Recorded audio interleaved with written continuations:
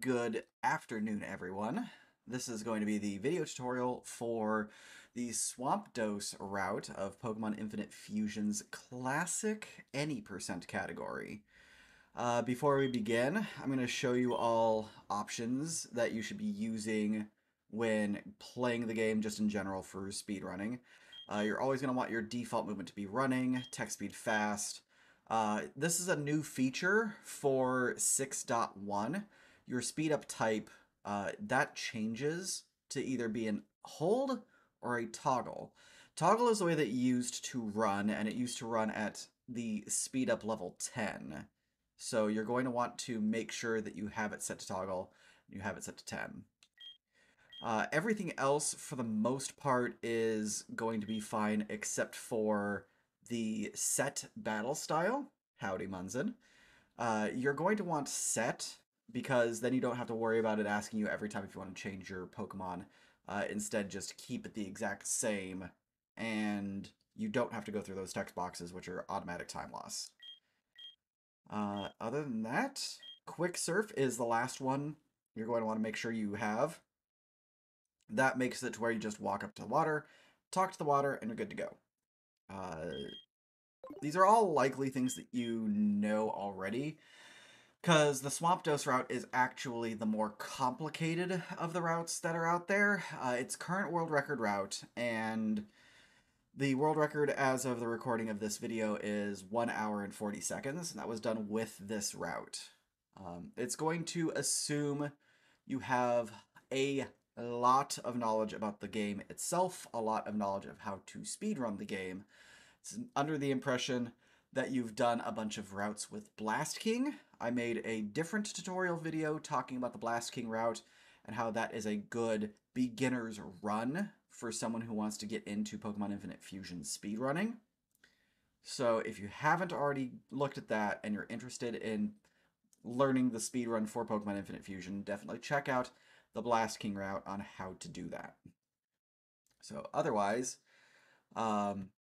we're going to be going through a lot in this video compared to the previous one. We have functionally the same paths that we're going to take with a few deviations, but there are some key differences in how we have to set up to make sure that we're going as quickly as optimal as possible.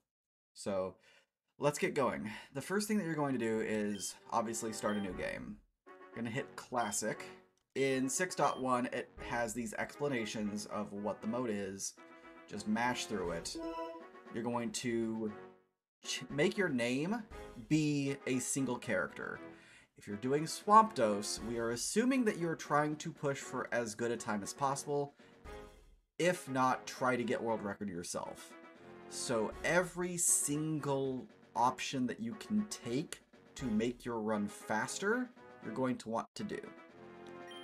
So we're going to submit here, and this is where we're going to get into the major difference. We're going to go normal, normal, and we are not using regular starters. We're going to be using Hoenn starters. Keep in mind, this is permissible by classic any percent category rules. If you choose a custom mon, that is one of our category extensions, you will not be able to submit a custom mon to the leaderboard for classic any percent. It must be one of the predetermined Kanto, Johto, Hoenn, or Sinnoh. In this instance, Hoenn gives us Mudkip, which is the strongest of all of the starters for this category. I recommend not turning on autosave, just in case you have to take safety saves. They will get overridden if you do key moments like beating a gym or taking a death. Those will override. It'll be a bad time. Automatically download sprites, that doesn't really matter. For the most part, you should have everything that you need already downloaded because you've probably done this run more than a few times, so there shouldn't be any new ones to have to download. Always skip the intro and rename your rival to be a single character as well. We're not going to save at the very beginning, and we're going to get our Mudkip. We're also going to be naming it one character. And then we're going to mash through the text as quickly as we possibly can, start the fight with our rival, And in a turn of events, we are running away from this fight and forfeiting it. Reason being is that fight gets really spicy with the absorbs that you could come across, and it's just easier to not do the fight at all than try to fight it and risk it and then just have yourself a bad day. From here, it's going to be more of the same. We're running to go pick up Oak's parcel. We're going to be heavily utilizing the debugger key item, so that ways we don't have to manually run back and forth. Once we have the parcel, it's business as usual. Go back, talk to Oak, get the Pokeballs, and then we start running. This is where we get going in earnest. First thing that we need to do in Route 1 is we need to find a Rattata. Fortunately enough, we came across one right here. We're going to tackle it a few times, and then catch it when it's in yellow bar. Hopefully catch it when it's in yellow bar. There we go. So here's something important. If the Rattata that you catch is not level 5, you will not hit level 6. And that's perfectly okay. You can go into the first mandatory trainer fight at level 5 and still have a good chance of getting through it without any problems. You want to pay attention to your stat distribution when you hit level 6 though. We want to see specifically at least 14 attack and 11 speed. That is the minimum that we want to see for a run that is likely going to reach the end. If you have a 13-10, you might be able to get through. If you have a 14-9, you might be able to get through. Just because you don't have at least 14 attack and 10 speed, that doesn't mean you're going to fail on your run. It just means you might have a little more difficulty getting through key choke points for the run than if you were to have at least those starting stats at level 6. Reason being that we look for that is a good indicator of what our IVs are going to be. We're also going to be nicknaming our rat a single character. All major Pokemon that we're going to catch are going to be named a single character, so that ways, whenever a text box pops up that references their name, we only have one character to go through since we don't have instant text. Now then, from here, you would be wanting to go north, straight to the Pokemon Center. We're going to pick up this Oran Berry, though, for safety. This is a tutorial I want to make sure we have as much stacked in our favor as possible in order to get through this and give you all the information necessary. If when you were fighting your Rattata, you took any damage, literally any damage, you're going to want to go and heal in the Pokemon Center. The first fight that we're going to be doing with an enemy trainer is going to be a 3 Pokemon fight, and it can go very sideways depending on the RNG that you get. So having full health is going to help you with your survivability just a little bit. If you are significantly concerned about the prospects of it, give the Oran Berry that we picked up to your Mudkip, and that will hopefully get you through without any additional issues. This kid is a little rough because in the beginning, we're going to have to fight the Caterpie, and it's going to take about 3 rounds in order to finally zero it out. The number of tackles that it uses are going to directly affect our chances of success in getting through. We got 2 tackles, not ideal, definitely not the worst, because you will always get at least 3 turns with that Caterpie. The big sticking point here is this Weerun, because it has Poison Sting. And that's why we have the Oran Berry for safety in this instance. If it would have Poison Stinged us, we could have gotten poisoned, at which point it's very likely that we would not be surviving this fight. The third Caterpie, we're usually going to get through in 2 hits. Sometimes you'll get 3. but if it's 3, it's not that big of a deal. The big thing is, as soon as you end the fight, you're going to want to make sure that you avoid every single other trainer that you come across. Lana, at the very end, is a spinner, and if you have low health, or if you were poisoned and still managed to get through the bug catcher gym fight, she will just end you. You don't need to use your antidote if you get poisoned that you just picked up. Oh look, invisible Metapod. Love that. You don't need to use your antidote. It's okay if the Mudkip faints. What you need to make sure, though, is that you get past her, because she is just pure time loss. The route that we are using is perfectly acceptable with the level of experience that we're getting from the minimal encounters that we have. Lana does not matter. She can only kill runs. That's the honest truth about her. Once you get out of Viridian, having fought only Bugcatcher Gym optimally, you're going to heal and you're going to get your revive from this Avenge. Here's the thing. We are assuming you know how to do Rock Tunnel in the dark. This is important. That revive is for safety and not to get Flash. We are not getting Flash. So if you do not know Dark Rock Tunnel, stick around. We will be doing Dark Rock Tunnel, and you will see what that looks like.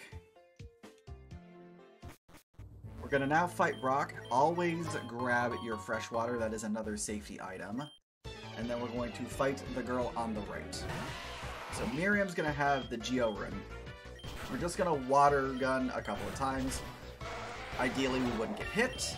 She would have either rock polished into defense curl or done double of either. But this is where we're at, and this is why we're here. Next, we're bringing up both of our mons into Rock. Brock with a B. The reason why we're bringing our Rattata is if we end up getting into a situation where we have Brock use Dig with his Dignix, we're going to need to have something to get us out of that situation. Daddy Alon, thank you very much for the follow. Appreciate it. So, Dignix can just ruin our day by using Dig. Just like Geoji can ruin our day by using Sand Attack, as seen here. Ideally, we don't have to worry about Dignix. It'll use Wrap or it'll use Rock Throw. You came recommended and Pokemon What's Not to Love? Right on, glad to hear. I'm glad to also hear that we are being recommended, so thank you very much. Stick around, I'm actually showing a tutorial for the current world record route for Pokemon Infinite Fusion's Classic. It's going to be great. So, fortunately, we didn't have any problems with Brock. Nothing happened. We got Rock Tuned once, but it didn't zero us out. From here, we're actually going to be doing one big menu. Well, not big. It's just we're combining multiple actions into a single menu, so that way we save time. First thing that we did is we're going to debug her back to the Pokemon Center. The second thing that we're going to do is we're going to learn Rock Tomb on our Mudkip. We're going to replace Growl with it. And there we go. We are set up for our first shopping spree. First thing we're going to do is we're going to buy a Splicer. This is going to hopefully be for the future. However, if we come across a Spearow that's mixed together with something else, we can use this extra Splicer to separate it without having to go and make a separate trip. Ideally, though, we won't be using this Splicer now. We are going to buy 3 Reversers. We're going to buy 5 Potions. We're going to buy 1 Antidote. We're going to buy 2 Paralyze Heals, and then we're going to buy 4 Repels. This, if you did not fight any extra trainers, and you fought the ones that were recommended, will put you at 216 Pokedollars. This is what we need for buying our Magikarp in just a few moments.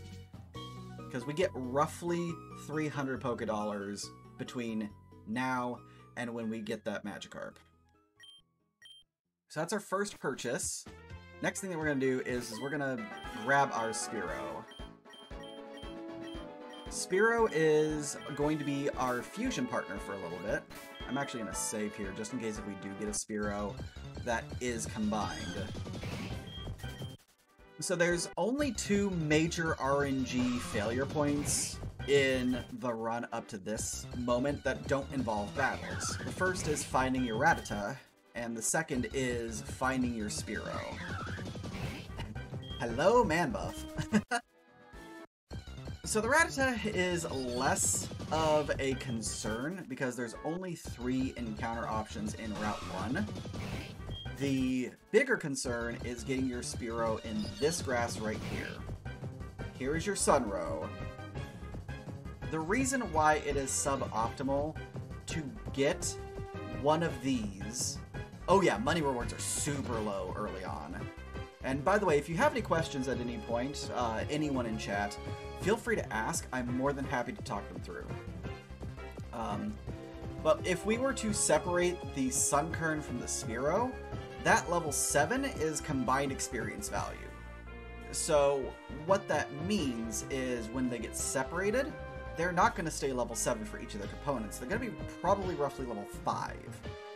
And that's workable, but it's not ideal. What we really want to see is a Spearow that's already fairly leveled. You know about Infinite Fusion, never played though? Oh, well, you're about to see Fusion in action. Here is our Spearow, and I'm going to try not to knock it out. We're going to use a water gun, and perfect amount of damage on it. I'm going to use a Pokeball, catch our Spearow. We are also going to be naming it one character for speed purposes.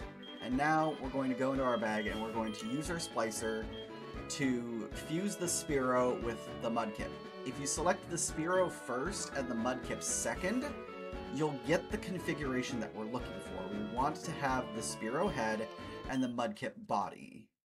That's for stat distribution purposes. For those who are unfamiliar with the way that stat distribution works for Pokemon Infinite Fusion, the head contributes a higher weight to special attack, special defense, and HP, and the body contributes a higher weight to the attack, the defense, and the speed. Yep, we're going to see a lot of really great sprites. The Spriter community is absolutely amazing. Absolutely amazing for all the work that they do. So, we have 2 ability options. We want either Keen Eye or Sniper. We're never going to take Torrent. We want whatever it is that the Spearow is going to give us. Ideally, we get Sniper because crits for days. And they're going to hit like trucks. Secondly, we're going to want to take a look at our natures. We never want anything that's going to hinder physical attack or speed.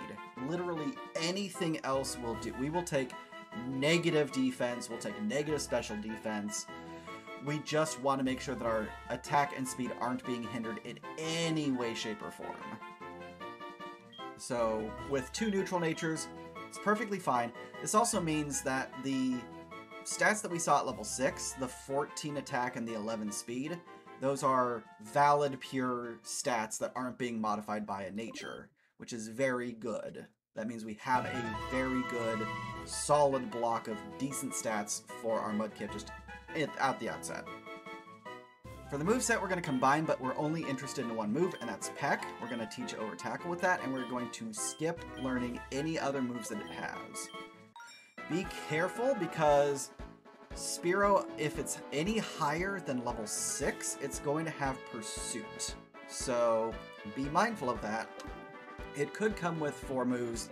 Don't just mindlessly mash through. Next thing that we're going to do is we're going to line up this way. So this trail right here is where we cannot hit that girl. We can do the same right here as well. Any closer, and we will trigger her. If we hit at the intersection of where the boy and the girl look at, which is one tile directly to my right, it starts a double battle, you will lose, and your run will die. So make sure that you're lining up properly and only fighting this one boy. The good news is that he has a Pintata, which flying Pokemon are allergic to rocks. Unfortunately, we missed our hit, so this is why we make sure that we have a fair number of healing items. Because of how low the Pitata is, we're going to be using Peck. It should zero it out. And at a time, exactly. From there, we need to make sure that we don't have too much damage on us when we're going into this next fight, because this next fight does have 3 Mon. And it is going to be a Peck Fest, because this kid only has bugs. Like, we're gonna be doing a lot of Pecks. You're gonna be looking at a 2-turn Metapod, even with the Harden that it's going to use immediately after. We're skipping Fury Attack, and we're gonna be skipping Foresight for a 2nd time coming up here. Catarans is gonna be another 2-turn, and then same thing. Oh yeah, absolutely. Just like a regular trainer, find the super effective move and just spam it. In this instance, we got poisoned. Doesn't matter. It's perfectly okay. You're going to want to line up with this tree. Any further than this tree's... Oh, also, high bad collision. Any further than the bounds of this tree, and you'll fight that kid. In this route, it's not as awful fighting that kid than if we were to be running the Blast King route, because that has a poison type, and he has a Poliwrath with... or not a Poliwrath, a Polyhoot with Confusion. Bad times for anything that's poison related. This time, if we were to fight it, we're flying water, wouldn't be nearly as bad, and it's perfectly fine. But it's extraneous, we don't need to fight him, we're just gonna line up, take that jump, and we're going to pick up this Paralyze Heal. That should bring our total to 3. Line up where the ball was, and then keep going. If at any point in time our Spear Kip does faint, perfectly acceptable, because we're going to go into the Pokemon Center here to buy our Mudkip anyways. If we need to, we can heal. And usually I'll just do that on general principle, because I will have taken some amount of damage throughout the early part of the run, and it's just nicer to have that full heal, and then come over here and grab your Mudkip. Because of the 2 trainers that we fought, we're able to get to 500. We're going to grab our Magikarp, nickname that a single character as well. And we're going to be doing something a little bit different in Mount Moon than what we do with the Blastoise. We're going to take a few steps in as usual, because there's usually a bit of a grace period before you get into danger with coming into an encounter. We're going to leave immediately after we see the cutscene, and then we go talk to Brock. We're going to be learning Rock Smash, and then instead of going and picking up Venoshock up above, we're going to continue back the way that we came. We're going to pick up that rare candy. We're kind of hoping... Okay, this is important. We want to take this encounter. We are level 12, and this is an ideal encounter for us to be level 13 before we fight our next trainer. If you get the Sandshrew, there's 2 encounters that can be level 12 here. There's the Paris, and there's the Sandshrew. The Sandshrew is suboptimal because Sandshrew takes a little bit longer than the Paris to kill, even with Water Gun. Peck one-shots it, unless you have incredibly bad luck. That gets us the level 13 that we want. We now will never get into another wild encounter in the cave. We're level 13. The highest that it gets up to is 12 for the segments that we are going to be in before we start really leveling heavily. We're going to take the Rock Smash. If you don't get the Paris, and you don't get the Sandshrew, but you get an encounter here, you can take the fight against the Geodude or the Nose Pass that shows up.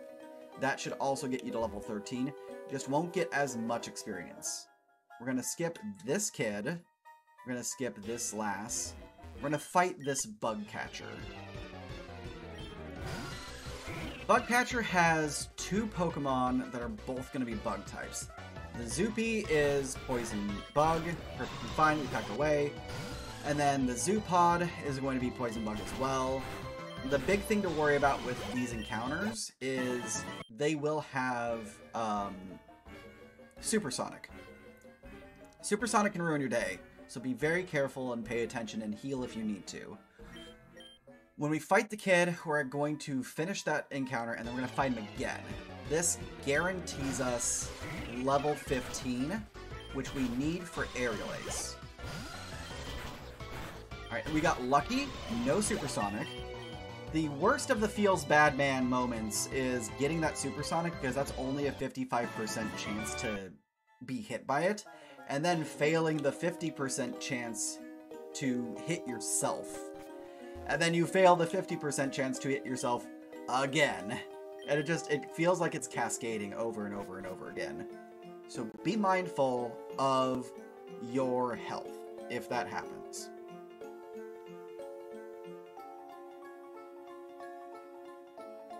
So at level 15, we taught Aerial Ace over Peck, and that gives us a huge amount of safety against this fight right here. He throws out a Neckens, and it's 50-50 to whether or not it has Intimidate, or if it has whatever else it has. It doesn't matter. It's completely irrelevant because Intimidate's the only thing that screws us over. We are going to be using Aerial Ace on it, even with the Intimidate, because at worst, it's going to 3-shot. If he doesn't have the Intimidate, you're almost guaranteed to 2-shot if you had that 14-10 attack speed split at level 16, or at level 6. This Patata, you should 1-shot when you use Aerial Ace on it, and you should also outspeed it. Perfectly fine.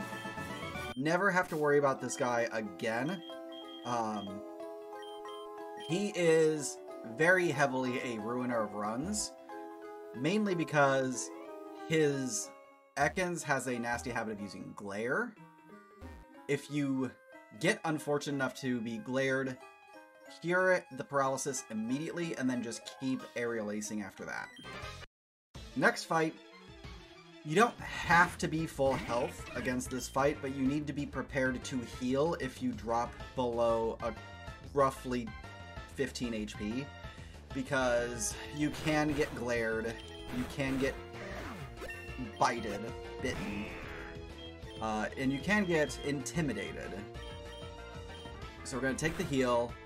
You can also be poisoned, clear it immediately, and then go back to blasting. 2 hits, even with the Intimidate. Alright. Shoutouts to community member Basilisk. When we were planning the Swampdos route, when Dullahan was making it, the Spearow, Fearow, Marshtomp combinations didn't have any custom sprite work done for them whatsoever. Basilisk, who sticks around in our communities quite heavily, recognized that, banged out these sprites in a matter of a couple of hours, and were shortly updated to the Pokemon Infinite Fusion sprite compendium. Absolute amazing work by Basilisk, and absolute amazing work by the entirety of the Spriter community. This game would not be half as good as it is without the efforts of the Sprite community. Any chance that you get to thank them, please be sure to do so. We are going to, once we evolve, teach Mud Shot over Mud Slap. We are going to be utilizing that actually fairly heavily. And then we are going to take our last potion here. Keep in mind, this next fight that we're coming up against is going to be incredibly rough if the Pokemon has Levitate. We are banking on the Kaufmer to have no Levitate on it, because then we 2-shot it and it's totally fine. Howdy, T-Mako. Good to see you. Thank you very much for the boops. So Kaufmer is very tanky just on its own. If we are able to 2-shot it here, fantastic. No Levitate, no worries. Our big concern now is that if we didn't have the opportunity with Smut Shot, if we had to use anything else, our best answer is Rock Tomb. Because Aerial Ace, even though we have a stab on it, it's kind of that Kaufmer's like, kill me. The Sprite community know exactly what they're doing, and even the cursed Mons are intentionally cursed. But yeah, that Kaufmer in particular is just like, why am I melty? Put me out of my misery. Rock Tomb is going to help us make sure that we get an initial speed drop on that hit. Again, assuming we get the first hit. And then from there we can aerial ace away. We want to make sure that we're staying relatively high health, because the big reason why that fight is very unfortunate is the assurance that it has. Assurance just hits super hard, and it's a bad day all around, just on general principle. So anything that we can do on our end to try to make that fight go a little bit more smoothly, we're going to want to do so. Howdy, Gretchen! Good to see ya. No, it's all good. Oh my goodness. I hope that I hope you weren't laid out too terribly hard from it. I have had COVID once myself, and it was a trip. Alright, so before we fight our rival here on the bridge, we're actually going to want to use the DNA reverser. We're going to change from flying ground to water flying. When we evolved, we changed into a ground type because of the marsh tomp that was associated with it. The reason why we're doing that is because the rival's ace, it has Fire Spin and a couple of other moves like Ember that can really put us on the back foot if we're not careful. By being water type, we mitigate a large amount of that risk. Wasn't as bad as it could have been because you got your vaccines and boosters ages ago. Nice! Very glad to hear that it wasn't totally insufferable.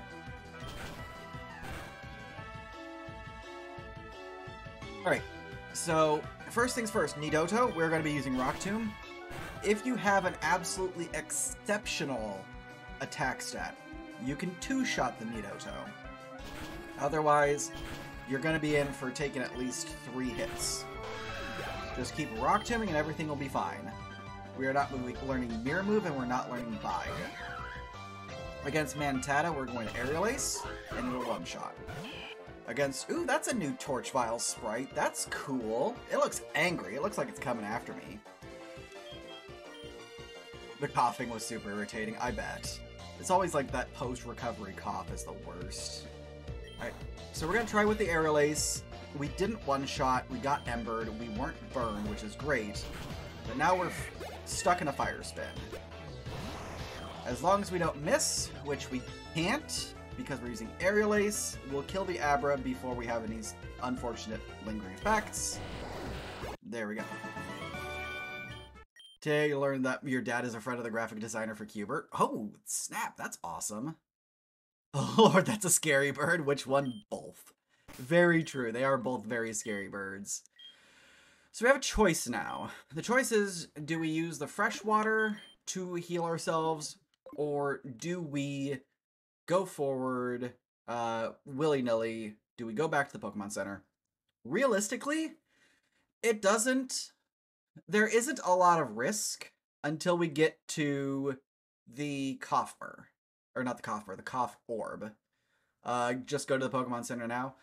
If you're ahead, or if you're still getting... gives you lemons, you shut up and eat your damn lemons. You do shut up and eat your damn lemons, that is true.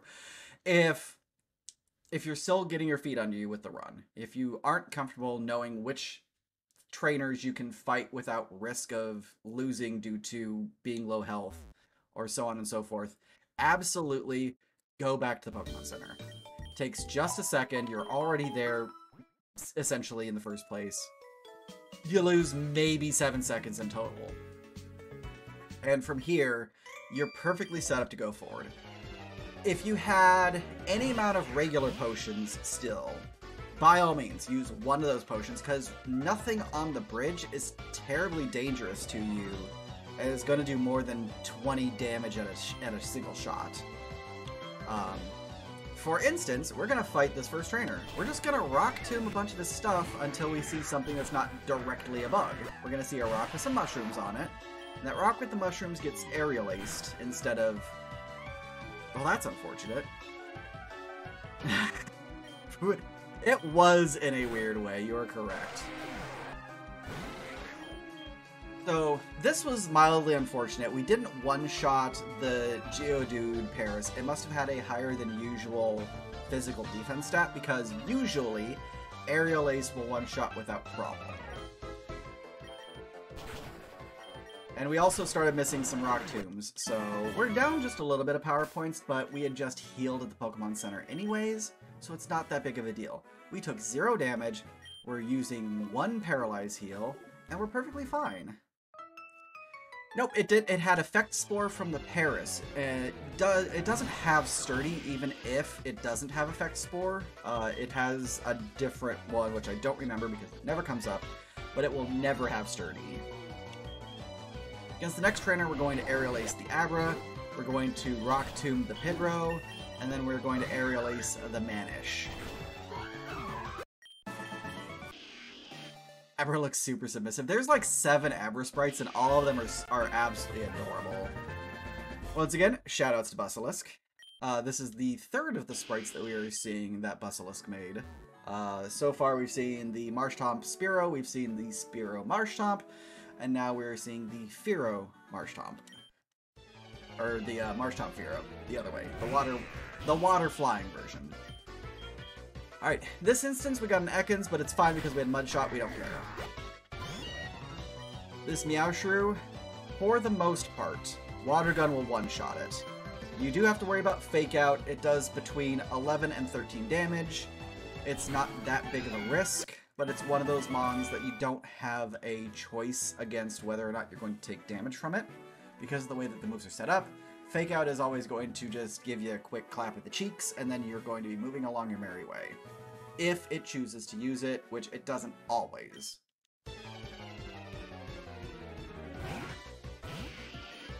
This is going to be the first scary fight you're going to get into, and arguably the last scary fight, because the next couple ones, they're not that awful. There's a small risk at the Rocket himself, but the reason why this is risky is because of this Cough Orb right here. You're going to want to use Mud Shot, and it can have Levitate. It didn't this time, so we got the one shot, but if it does, you're in for a world of hurt, because you're still water flying. You have a ×4 weakness to electric moves. It can, and will, just be a bad time. And in this instance, you also don't have a lot of recourse against it. You have to use Rock Tomb and Water Gun, because flying is not very effective against the electric type. So next up, we have our Zuki, our very angry monkey bat. Aerial Ace, you're done. It has Confuse Ray, it could be a bit of a menace, however, it's really not that big of a deal. Next fight, starts with another Ekans. You're going to use another Mud Shot, but it might not one-shot, because this one is a little bit of a higher level than the previous one. You do not want to clear the paralysis until after the Ekans is gone. The unfortunate part is, it does have Bite as well. The reason why you don't want to do any paralyzed heals beforehand is because it still has Glare, and you're going into a Cough Bat. You're going to want to Rock Tomb this one, and it will one-shot. But guess what? It also has Supersonic. So it's not ideal to worry about, like, that particular fight. You just kind of take it as it comes, and just roll with the punches as they happen. The rest of the fights, as long as you don't get into any optionals, are going to be relatively easy. You're going to take this top route, and you're going to grab that protein. You're going to wait for this kid to turn, and if your movement is optimal, he will look down, then left, then right, then down. He's on a bit of a pattern if your movement is optimal. From there, you're going to skip the hiker and go to this camper. Aerial Ace both of them. You really don't care. Perfectly fine. Beneath him, up into this tree, there's an elixir. Make sure to grab it. You will need it. So if your movement is super fast, you can actually get to this kid while he's still looking to the left as you first approach him. Getting that one cycle saves you about 3 or 4 seconds, because you don't have to wait for him to cycle all the way around. He always goes left, right, up, left. when you do that first rotation of movement. Just make sure that you don't go too far. You actually don't want to fight the girl that's directly beneath him. She has 3 Pokemon, is a little bit slower. The Mons that she has aren't as concerning, so you don't need to worry about it being a rough fight. It just takes more time because there's more Mons. We are not learning Mud Bomb at 22. And this Drowens, we don't need to use Mud Shot. Aerial Ace is almost always going to one-shot. We skirt around the kid. We go down here to pick up the Super Potion. And then in the rock to the right of Bill, there's another Elixir. Help Bill out of his predicament. Make sure to say yes before starting to mash cancel. And then once you get the SS ticket, you're debugging out. That gives you a full heal, so you don't need to worry about resting at the Pokemon Center again. You're going to go fight Misty now. Make sure to get this extra fresh water. Remember, all of the hint guys will always have fresh water that you can pick up from them. It's not always necessary, but in the early game, you want that little bit of the extra healing just to make sure stuff doesn't go hideously, hideously wrong. So for Starlet here, you're going to just Aerial Ace. Most of the time, you're going to one-shot it. Recently, with the luck that I've been having, I have not been one-shotting the Starlet. It's fine. It's not terribly horrible to have to deal with. You're not at massive risk for losing a run from that particular Mon. And even if you have some damage on you into Misty, it's not the worst thing. Misty is such a non-issue, we are taking only the Fearow Marshtomp. Hey Pogi, thank you very much for redeeming a Suit and Tie stream. I will be sure to do that on Thursday. Thank you. I've got red, blue, and purple. Got a color preference?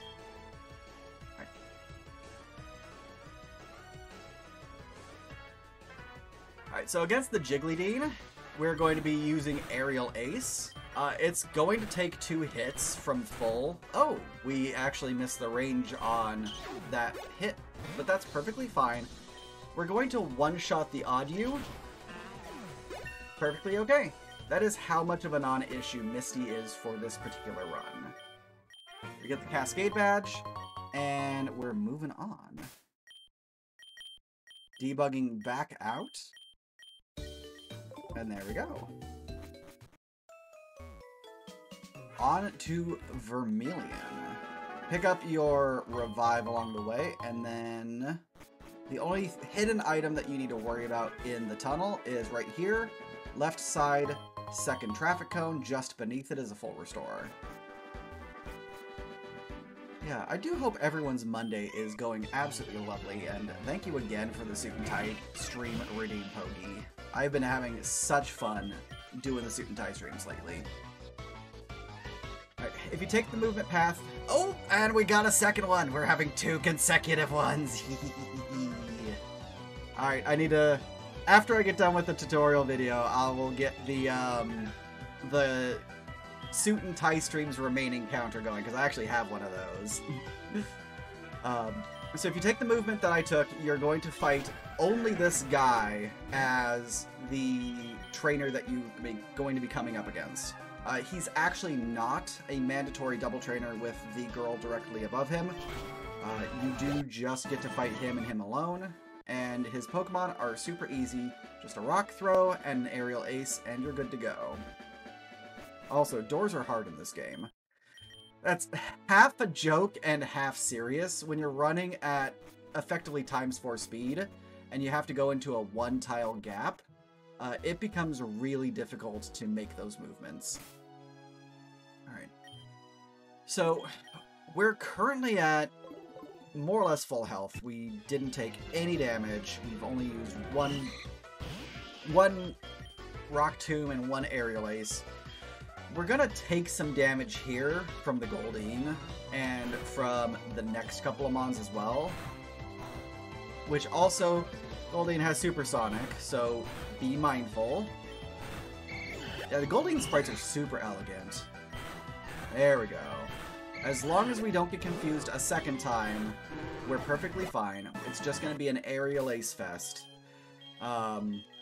We are, however, going to want to make sure we have a decent amount of health. Because we took a lot of damage from the Supersonic, because as I was saying earlier on, we lost a coin flip from the Supersonic and we lost 2 coin flips from hitting ourselves. That's how things can just cascade into being awful.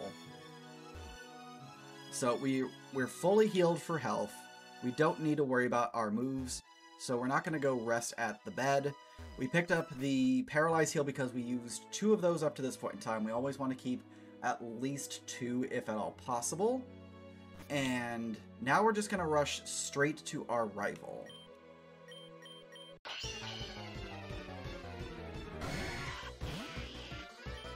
I was going to start out the same way that it did previously. We're just going to do a bunch of rock tombs, but this time, after he gets done wasting his super potions, we're going to two-shot.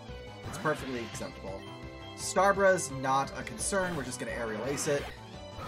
Same thing with Manicate. And then lastly, we're going to aerial ace the Compile. Easy peasy lemon squeezy. Now, after we get cut, we are going to do another combined menuing. The combined menuing that we're going to do this time is we're going to teach cut to our Rattata. If your Rattata is level 4 or higher, you're going to have to teach over a move. Ideally, your Rattata will have only been level 3, so that way you don't essentially lose time for no reason. Completely out of your control, but sometimes it happens. So that's the first thing we do. The second thing we're going to do is we're going to reverse to this configuration for our Fear Tomp, because this makes it ground flying. We need that for Surge. Speaking of Surge, we're actually going to take a quick nap, and that's going to fully heal our Pokemon, and we're going to go grab the Bike Voucher. The Bike Voucher is a mandatory item for the speedrun because it is required for the fastest path down to Fuchsia.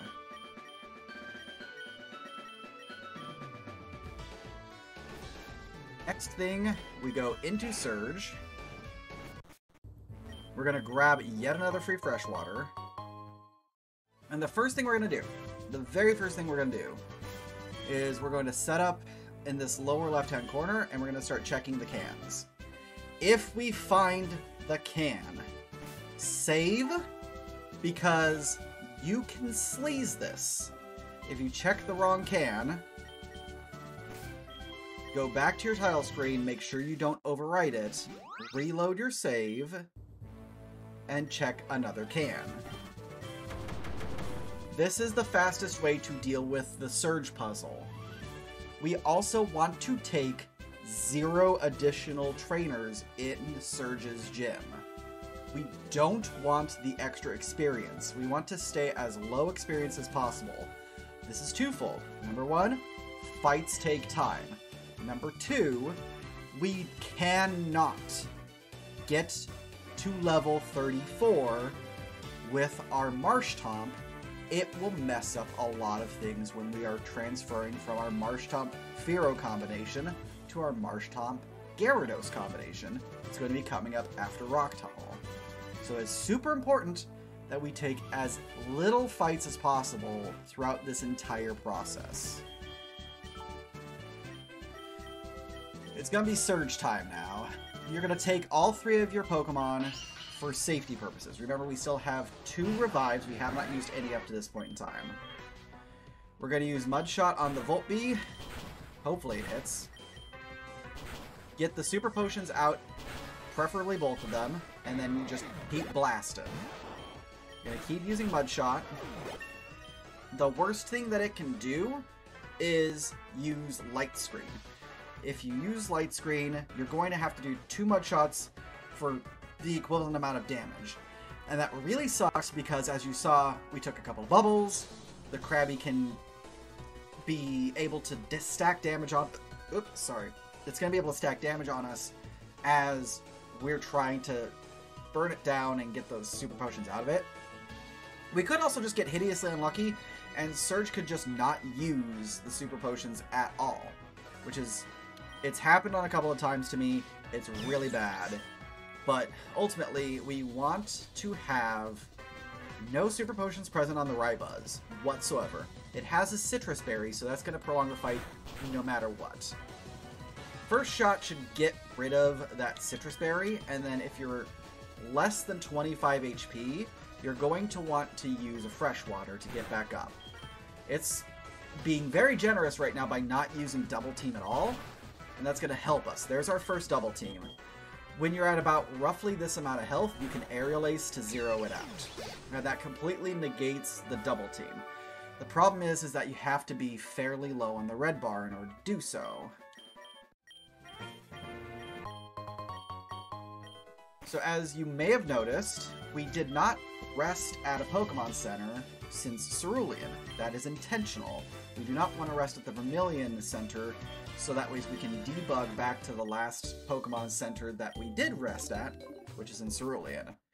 We don't have Fly yet. We don't have anything that knows Teleport, so this is the fastest way of sleazing our movement in order to get to where we need to go as quickly as possible. Grab your bike. Make a reverse. We absolutely positively want to be this configuration for Rock Tunnel. And now we're going to do our second of our big shopping trips. Now, this time, if you previously, like if we would have gotten that Sunkern Spearow previously, we would be down a Splicer. We would only have 0 in our inventory. We need to have 1. This would be the shopping that you would do to pick up that extra Splicer. We're going to pick up 4 more Reversers.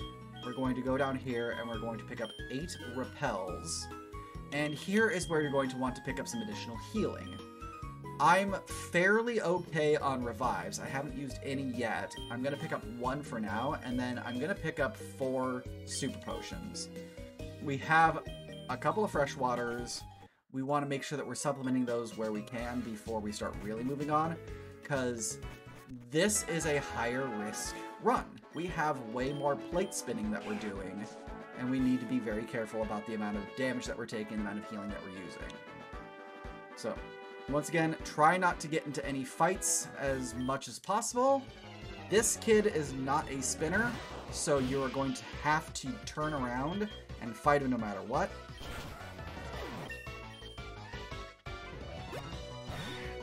You're going to just keep using super effective moves as you can. For this Sandra, you can use Aerial Ace instead. It's perfectly fine. Pidgey, you're going to Rock Tomb. And there we go. This kid's a spinner. He typically will be looking left when you first get done fighting that camper down below. So you can just YOLO run up, and for the most part, if your movement has been good, you won't have to worry about getting into a fight with that bug catcher over there. This hiker, he technically is a spinner. He will spin. He just doesn't like to unless you're in the area that he would want to spin to. Treat him as though he is a mandatory trainer. You're just going to be using Water Gun the entire way through. It has rollout. It's not that big of a risk. The worst thing that you can see is Sturdy, but that's perfectly fine. The Ekniks, you're actually rarely going to one-shot it in the first place. Unless you have incredibly super good special attack, you're not going to. The Geodude, you're going to one-shot it unless it has that Sturdy. Now then, Rock Tunnel. As I stated previously, you are assumed to know Dark Rock Tunnel when you do this particular run. If you are doing the Swampdos route, you are likely already sub 120 on your route using Blast King. I started doing the Swampdos route when I was at 1 hour, I think it was 13 minutes, 1 hour 12 minutes, somewhere around there. I was trying to push for sub 110 as this route was being developed, and that's when I switched over to it. So by then, I was already doing Dark Rock Tunnel. So we're doing Dark Rock Tunnel, and it is very strongly recommended that you know how to do it as well. The instant that you step inside Rock Tunnel, use your Super Repel. hold left, hold down, hold right, hold up, hold right. Tap left to go one tile, and then tap down until you see this guy. He is a spinner. You're going to want to make sure that you can see the edge of his feet over here, because that will tell you when he's not looking down. He only looks down and left. Once he goes, you go. When you reach this part, you're going to hang a left until you line up with this cliff edge right here and go up. She is a mandatory trainer, and she is part of the reason why we want to make sure that we are water flying. The Oddish, so the reason why we want water flying in this instance is we want the stat distribution from the Thero body, because it is physically stronger than the Marshtomp body right now. So when we aerial ace, we're going to be doing a lot more damage. When we continue to aerial ace, we, on a good damage roll, with the Jigglyth having a bad defense stat, you can one-shot it with the aerial ace. At 28, you're learning the first of your moves that we are going to be keeping permanently throughout the run, and that's Rock Slide. Keep aerial acing, and you're good to go. If you're lined up exactly like this, you're going to hold right, up, right, up, right. Hit down and go around the rock formation. And then you're going to see right here, you can kind of see there's another path upward that's going to show up.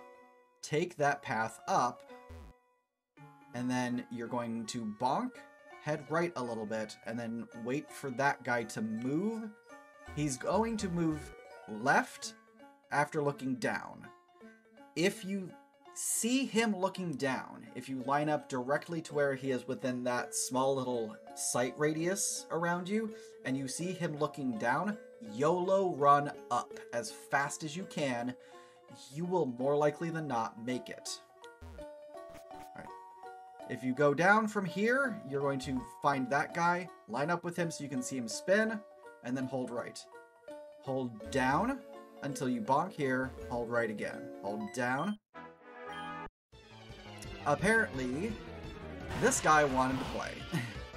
So this is mildly unfortunate, but he has Geodude and he has a Geogler, and he's not that big of a threat for where we're at right now. The Ratnix is mildly irritating, but ultimately, it's not enough experience to really hurt us. But if you're doing it full speed, as soon as that first hiker goes, you can follow the same movement path and just hold down until you hit this wall, and you will never hit that guy. You will never hit that hiker. Once you are touching this wall, hold right, and then you're able to hold up, and then you're going to not necessarily hold left here. You're going to tap left until you line up with that wall, and then you're going to hold up, and that's where the ladder is. Hold down, hold left, you're going to go down 2 tiles, and then go left. This Picnicker is also a mandatory trainer, and is also going to be mostly just aerial ace fodder. You can rock slide the Farfetch'd Meowth, it will one-shot. It's whether or not you want to have to deal with the accuracy problem. Rock Slide does not have 100% accuracy. Spoiler alert, most of the moves that we're using this run don't have 100% accuracy. From there, hold left, and then you're going to go up until you hit this little rocky formation right there, and then you're going to hold left. Don't go all the way left, though, because there's this guy who will be looking down and toggling between down and right. And he looks down, that's when you go. As he was looking up, he will not get you if you are on the ladder. When you're off this ladder, hold left, then down, hold right, then down. You can continue to hold down all the way. There is a wall that you'll be able to bonk into. You'll then be able to hold left. You can see the Rock Smash rocks down below. Use those as a guide and then hit up. You'll hit right around here. Then go left. go up until you see the edge of that wall, follow that edge, and then hit down. This is the last of the mandatory trainers. So, Shell Tongue. It's going to spam Icicle Spear. You're going to get hit 4 to 5 times because the computer hates you. You can try to Rock Slide to get it to flinch. We're confused because it used Supersonic. Cool. From here, you have your choice of whether or not you want to continue to use Rock Slide.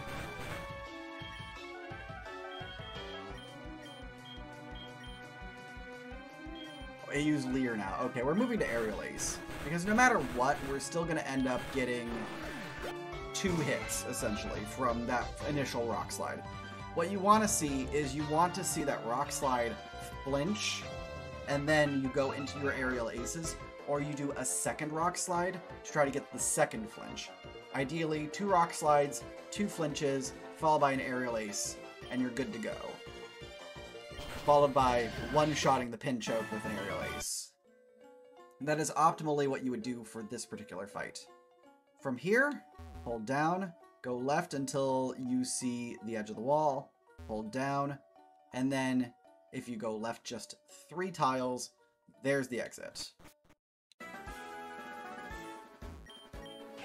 So we ended up taking 1 additional trainer on accident. We are not in a terrible position with our experience right now. Level 29 is where you were kind of going to want to be anyways. Like, we're 29 and some extra experience. As long as we're not 30, we're perfectly fine. Once you get here into Lavender Town, you're going to heal. You're also going to unfuse your Fearow and your Marshtomp. Move Marshtomp to the front, and then move Fearow to your second. You're then going to go into your bag and teach Marshtomp Water Pulse instead of Bide. This is going to be a bit of a scuffed fight, because we need to make sure that we're not going to overlevel. If at any point in time during this fight it looks like you're going to hit level 34, you need to get your Marshtomp knocked out. We're at half experience to 33. That's perfectly acceptable right now. We're going to Water Pulse the Kyoto. It's going to one-shot. For the Starbra, we're going to start using Rock Slide. We're going to keep using Rock Slide. It didn't one-shot. We're probably going to get a Super Potion. Then we one-shot because we had a slightly crappier damage roll than not. We're going to keep Rock Slide against the Calm Vial because that's going to still be super effective. We're going to get the one-shot on it. We hit 33. So for the Gyarados, this is perfectly acceptable to take a feint to the Gyarados. In fact, more likely than not, you're going to want to, especially if you are threatening that level 34 on Marshtomp. We can use Rock Slide, and we're done. Perfectly cool. If we would have taken a feint, our Fearow can take the victory for us. Because as long as we're level 33 on that Marshtomp, we're at no risk of being underleveled. We have a risk of overleveling if we hit 34, but that's perfectly acceptable where we're currently at. I hope you had a good nap, TB. Sounds like you were super productive. So where Marshtomp is at right now, HP aside, we're perfectly fine and happy with the amount of experience that it has. Its stats are still doing fairly well.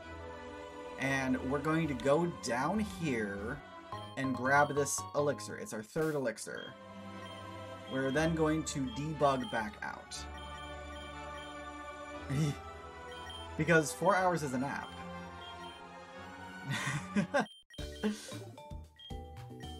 So as I was saying in the tower though, Fearow is perfectly acceptable taking that W for us, especially if we're at the risk of hitting that level 34.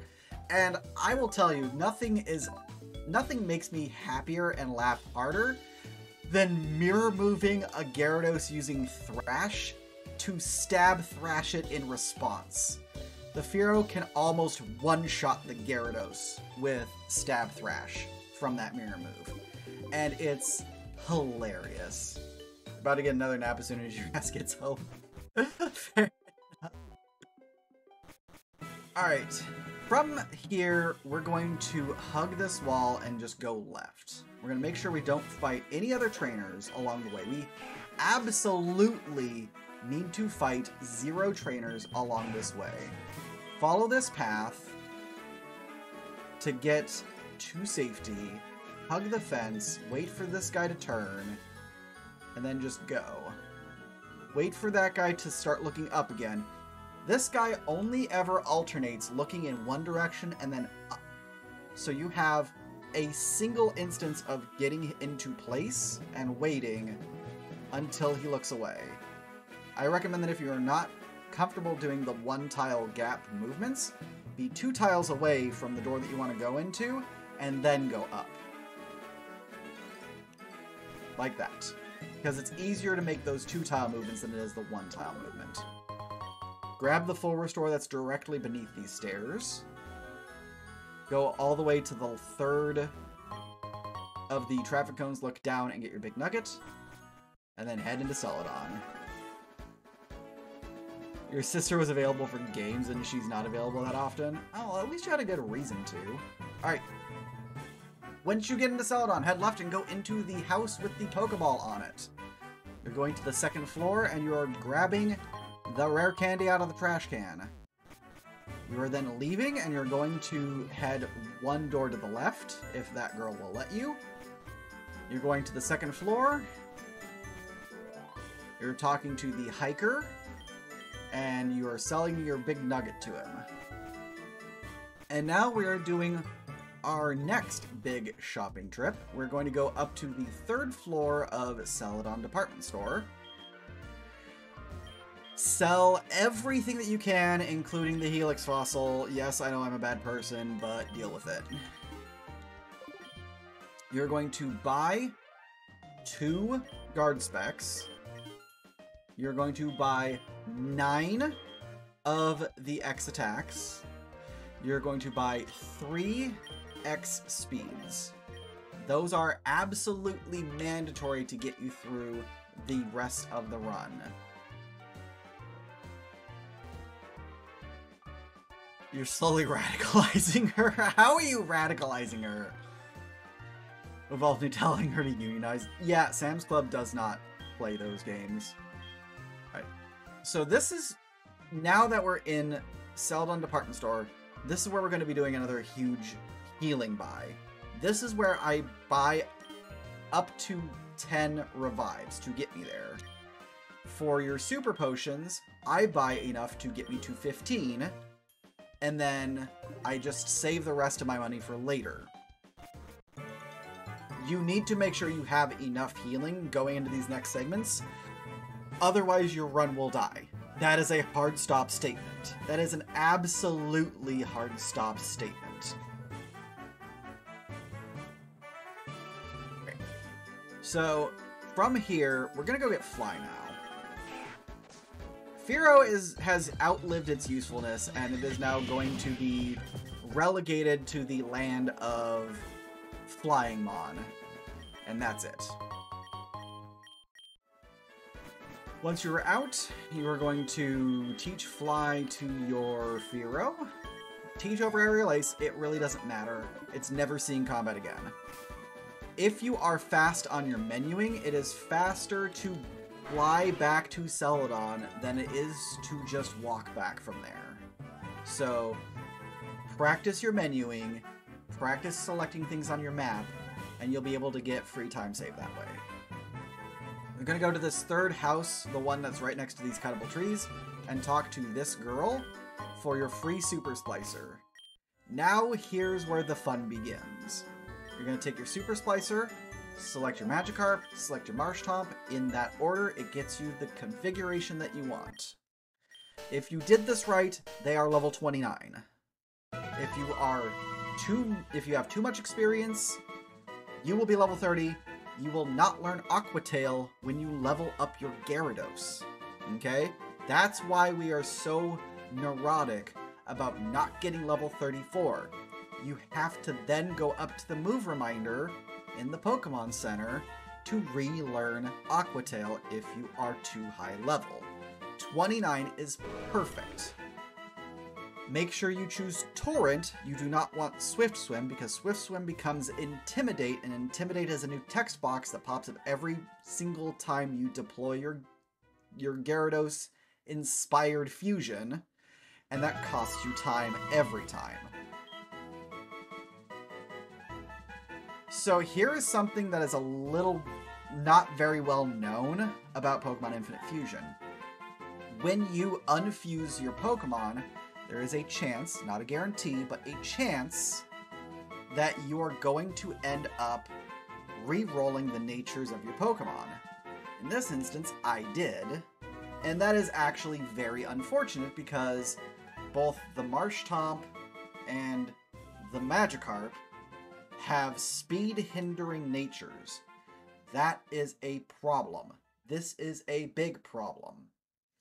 So what we're going to do is, for the sake of the run, I'm going to show you how to potentially correct this.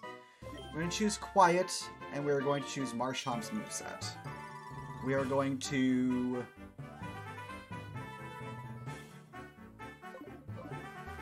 We're going to do this...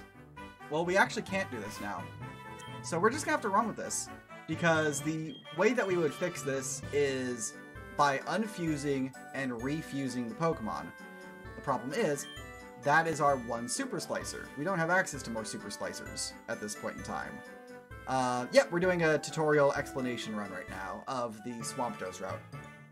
So I'm going to show you just how to handle dealing with a bad Speedmon now, because I got unlucky in the natures that I rolled. So we're just going to go. Use your rare candy on the Swampert, or the Marshtomp Magikarp fusion. Do not learn Flail. We do not need it. Let it evolve. We're going to be learning 3 moves right now. We're going to be learning Mud Shot over Mud Bomb. Yes, Mud Shot is 10 weaker. It is also 10 more accurate. We like that. We are dealing with a lot more scuffed mons that we want to make sure that we're hitting whenever we use something like that. So make sure you take the Mud Shot. We're turning Bite over Water Pulse. Aquatail over Foresight. Name an animal real quick, please. Cheetah. Alright. So that is our first rare candy. We're using our second rare candy immediately as well. We're using our protein immediately as well. And now it's time for the Rocket Sewer segment.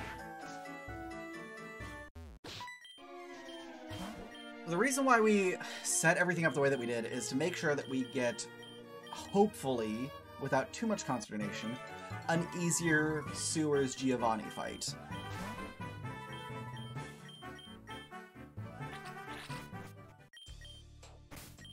First things that we do once we enter in is we take that Super Repel and we use it. Follow the path left and up. Fight this first dude. And we are going to Rock Slide. Rat Bat goes down. And then we're going to move to Aquatail for coughing. I'm actually going to take a quick moment to rearrange my moves. If you were going to rearrange your moves, this would be the time to do so. Now we're gonna do that. Yep, that's fine. Run across after going up the ladder to get to where you need to drop your platform. Then flood the sewers. This is important. If you did not know this previously, you're going to want to talk to the guy that's on the left over here. It was American Bison. Ah, not even close. Got it. This turns a double battle into a single battle by talking to this guy specifically. Just Aquatail, and you're fine. You deactivate the second trainer by completing that one fight. Go up the first ladder you see, head back the way you came after dropping the water level, and use another repel. Watch out for this guy, he is a spinner. If you have used a large amount of antidotes, pick up a spare here just for safety. Drop this platform, grab the PP up, and then go back to the ladder you were just at. Raise the water level. And away you go. Be careful because this guy is also a spinner. And then fight this girl. In version 6.1, she has new Pokemon. She had previously a Dittorb and a Pikachu. And then in like 5.3, she had Grimer Dratini. So for some reason, Frogman likes changing up this fight specifically. Very specifically. The way that you're going to handle this, though, is you're going to Mudshot the Dittorb so that way it doesn't have a chance to use Transform. You really don't want it to do that, because you actually don't have a lot of good options against your own Pokemon's typing. And then from here, you're going to continue to Mudshot the Goluk. And that is explicitly how I am choosing to pronounce that. I cannot be confirmed, or I cannot be told otherwise. Alright, when given your choice of going left or right, go left. It is 3 seconds faster with optimal movement. We've actually done that, done those tests. Go to the up part and then just hold left for 3 conveyor belts. You're going to go to this platform and then go up, wait until this guy turns, and then you're following the down path. Easy peasy lemon squeezy. At this point in time, you can absolutely take optional trainers. They are only going to cost you time, because with the minimum trainers required for completion of the game, you get more than enough levels later on to be able to hang and handle it. We're gonna go fight this Purbok now. Just a mud shot or 2 away. There we go. You are not going to learn Protect. Ideally, if you've done everything right and nothing has gone hideously wrong, you will hit level 32 during that Purbok fight every time you do the run. Grab your 2 max revives. If you are not at full health, do so now. Get there. I don't care if it's even just 3 HP you are off. Take the heal.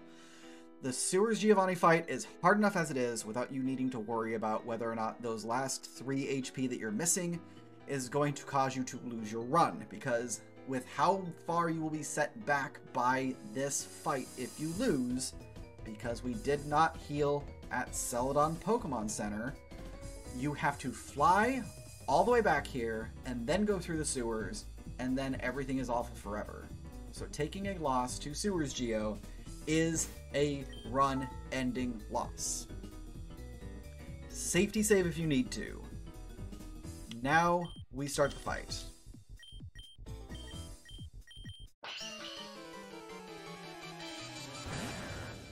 So Arnix is actually the biggest problem in this entire fight because it knows Stockpile and it knows Acid Spray. And Spit Up is a special move.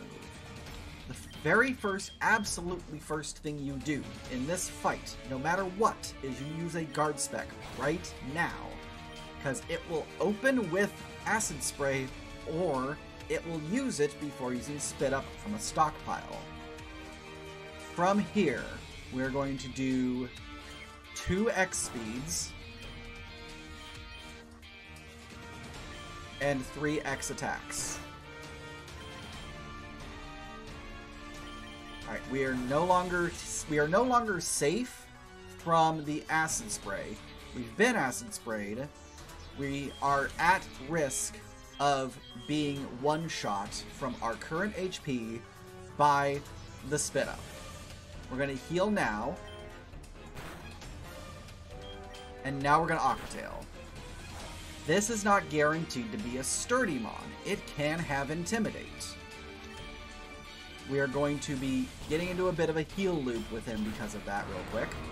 But from here, Arnix, if Arnix has gone perfectly fine, and we did not fail, and we did not faint, and we did not do anything wrong, we should be able to one-shot everything going forward perfectly fine with Aquatail. You'll hit your level 33, grab your Sylph Scope, and then we're going to debug out.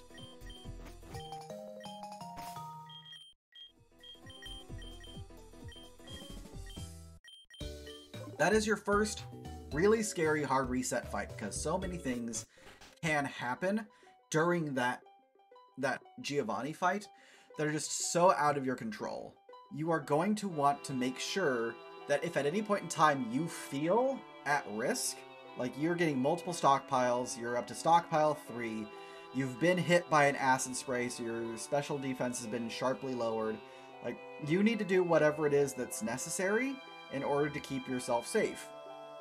Much to the point, you're going to want to heal excessively so, and utilize your X potions, or your max potions if necessary.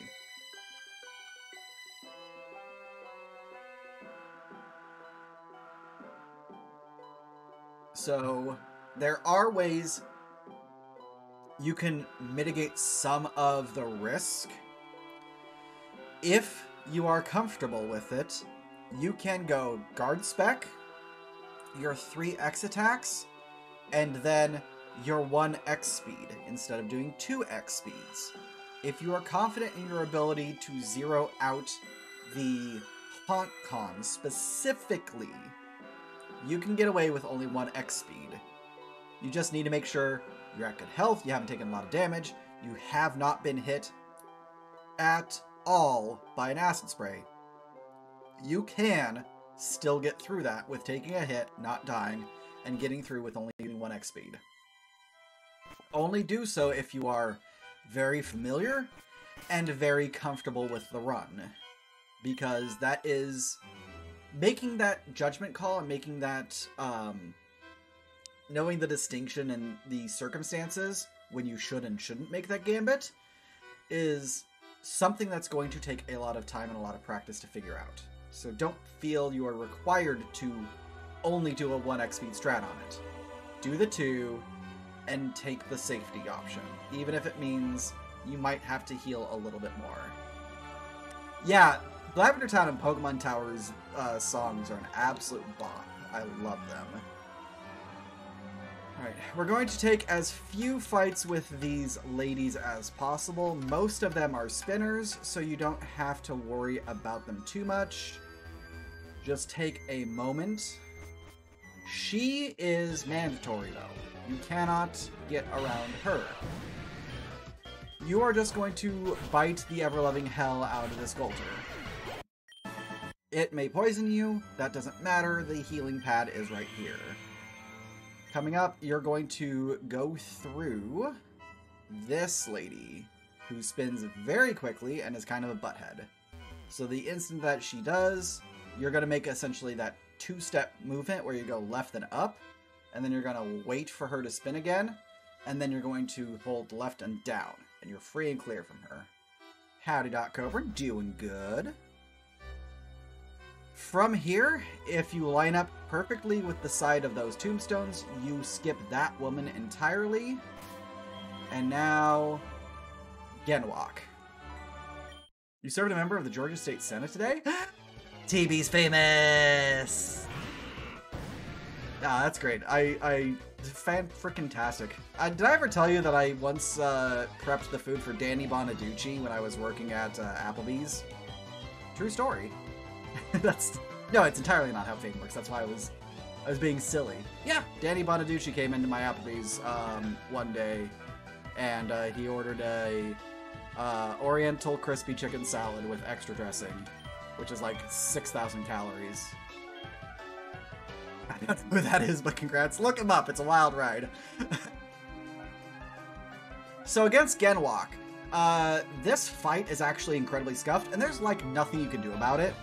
It has Bone Club, it has Thrash, it just does a lot. Google Partridge Family Danny, and it should autofill the rest for you. So against Ganawak, your only real recourse is to Aqua Tail and pray you don't miss. Unfortunately, Shadowbone does exist, and it will very frequently more than half-shot you. Heal as necessary until you aren't in yellow bar, and then do the Aqua Tail, and you should be fine. Again, should. Ganawak is super bad, super intimidating, and a super rough fight. Ideally, you use Thrash, or it uses Thrash, and you go to town on it with Aqua Tail and pray you don't miss, because Thrash usually does not do half your HP, because it doesn't have a stab. It does not have that same type of attack bonus, because it is ground and it is ghost. So Thrash is not as big of a threat as it would normally be for another Mon. Once we have debugged out of Lavender Town, we are in a bit of a cleanup phase right now. There's things that we have to do now that we have access to the Poke-Flute. We're going to go to Vermilion City, and we are going to go wake up a Snorlax. We're not going to use another repel in that grass, because the odds, if your movement is optimal, of getting into an encounter in that area is fairly slim. I'm going to talk to this Snorlax, wake it up, and then immediately run away from it. This is where we get strength. Then we're going to fly back to Celadon. Remember how I said that we needed that bike? This is why we need the bike. This is the fastest path down to Fuchsia. So, bike path, if you are really good at it, you can probably do bike path at times 2 speed. I do not recommend doing times 4 speed unless you are a literal god at moving at times 4 speed with a bike in this segment. I'm going to do times 2 speed because that's what I'm comfortable with.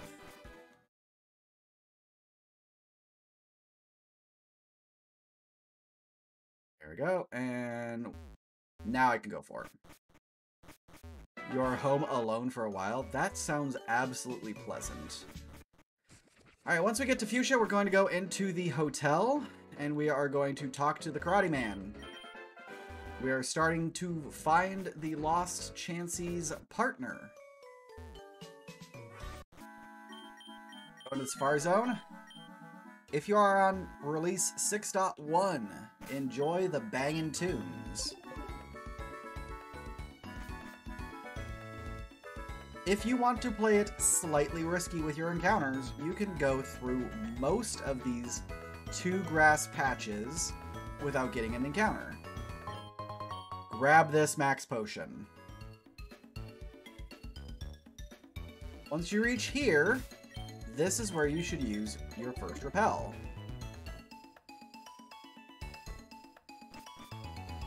Going into Area 5, we're going to be getting the Chansey Trainer in just a second.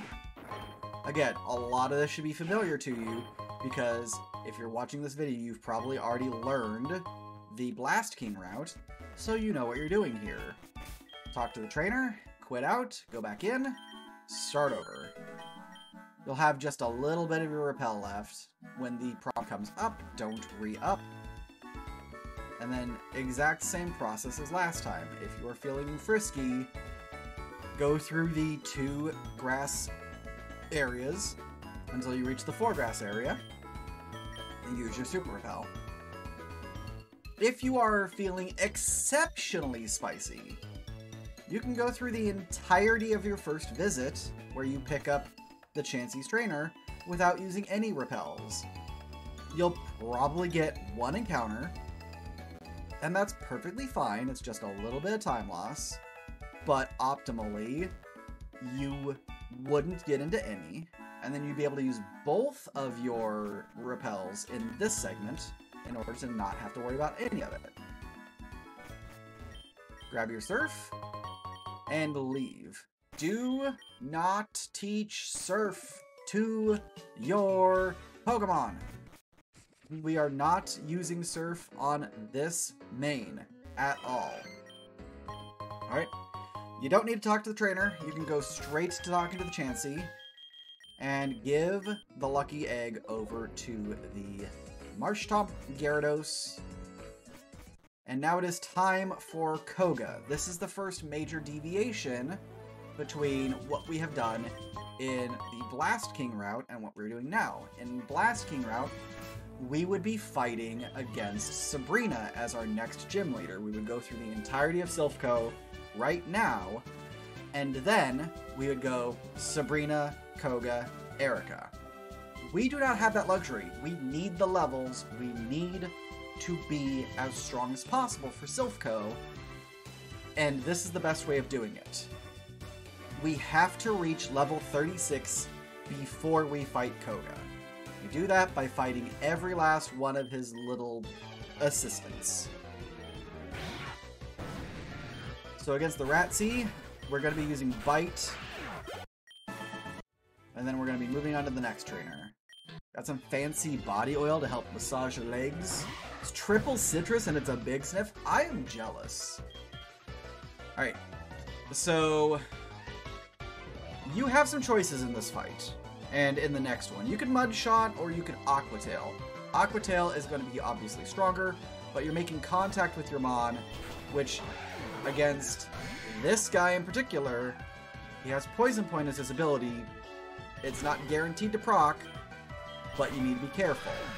I wouldn't risk a second hit against it, so if you do use Aqua Tail, follow it up with Mud Shot.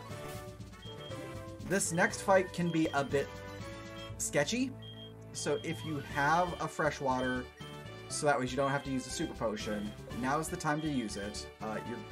I'm going to take a safety save because this fight can go hideously wrong. First thing you're going to do is you're going to Rock Slide the Ekbat. There's a Poison Spray. That's part of why this fight is so rough. The second part of this fight being rough is the Grimer Arbok knows Minimize. And it has Sludge Wave. We got very lucky on that one because we weren't poisoned, it didn't use Minimize, a lot could have gone wrong there. After that fight, you're likely going to need to heal. If you are Yellow Bar, do not hesitate, heal immediately. Against this fight, you're going to be using Rock Slide all the way.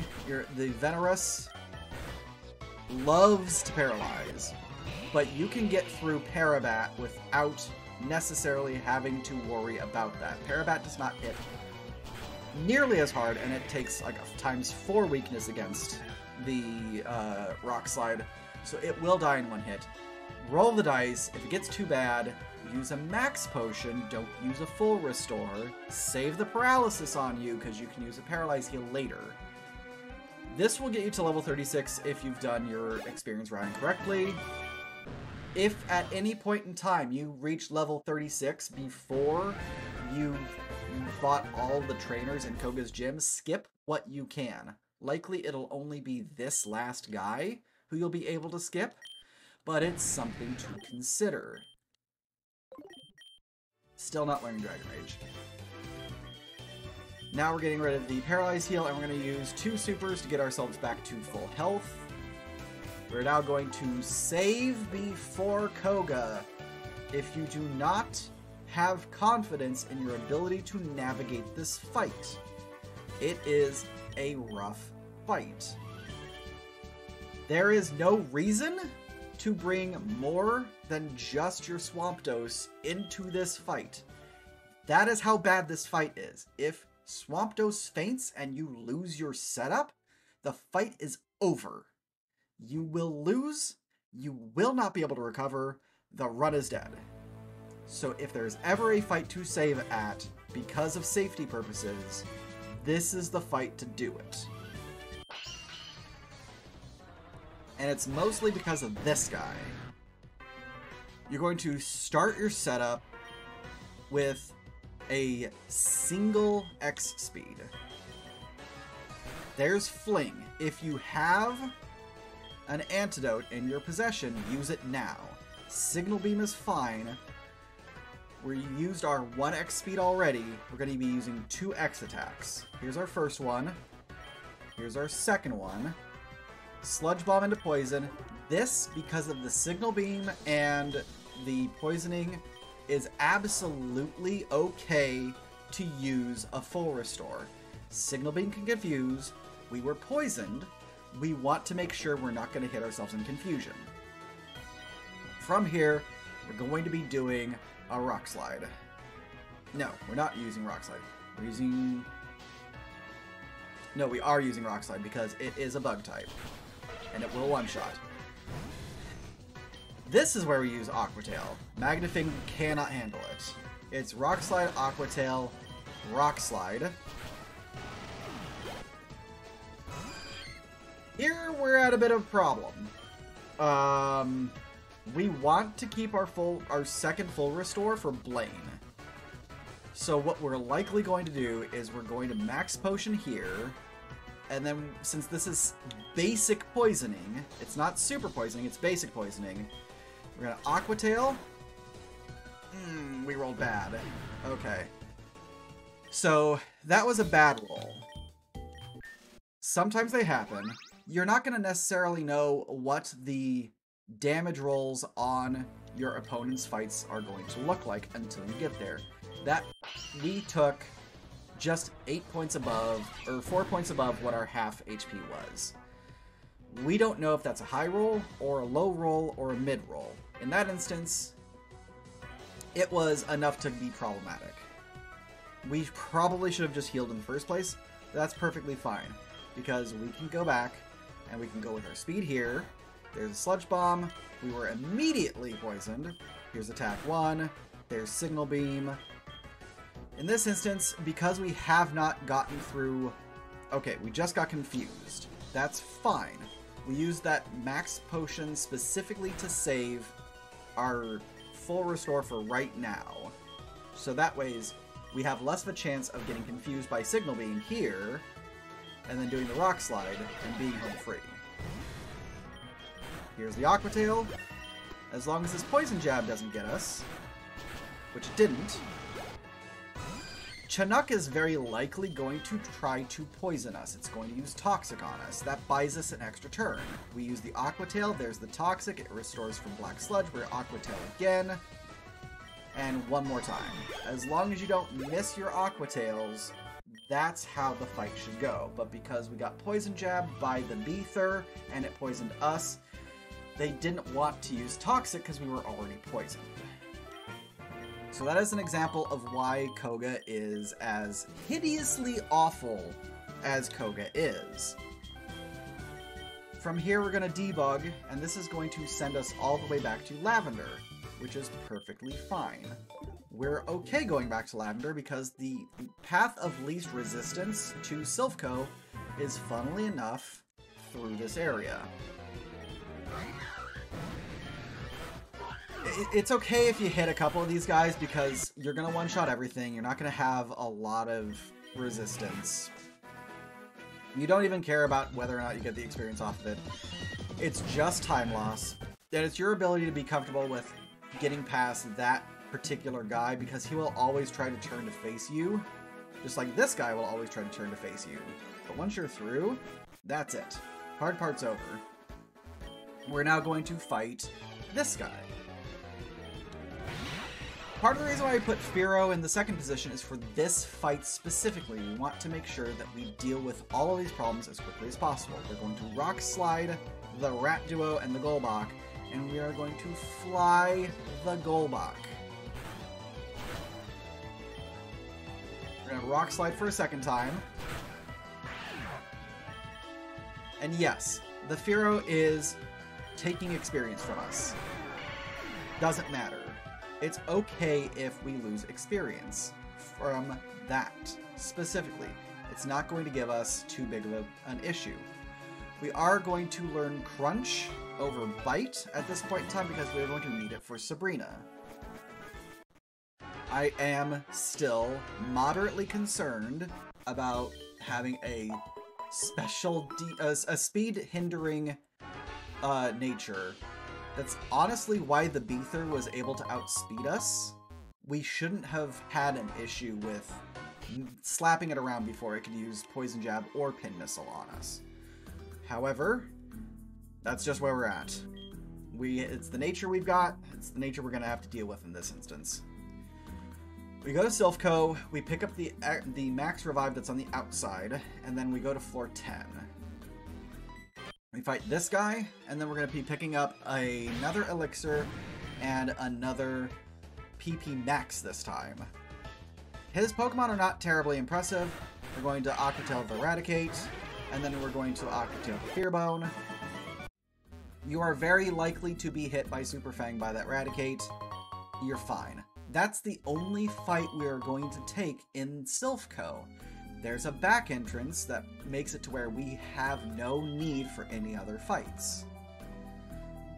Go around this scientist on floor 5, grab your key card, make your way back up, go to floor 6. If you need emergency healing for any reason, if you go to floor 4, there is a full restore, a full heal, and gosh, I think there's a protein down there. On floor 6, hug this left wall, go into this room, talk to all 5 people in here, grab the Carbos because apparently you want Carbos, and then grab that rare candy. The rare candy is actually important. From here, go back to floor 5, take the same path that you did previously, but you're going to hold to that left wall this time. You're going to go into this room with the orange telepad. This takes you to the backside of floor 3 where you don't have to fight this girl. This scientist guards an elixir, but he's not actually a bad guy. See, he's gone. That guy is a bad guy. Wait until he moves and then looks away. You're now home free after picking up that Hyper Potion. Before you do anything, make sure you are fully healed. Go take that yellow telepad.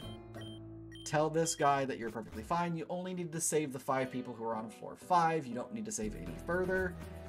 However, you're going to want to safety save here if you are not comfortable with this fight in particular.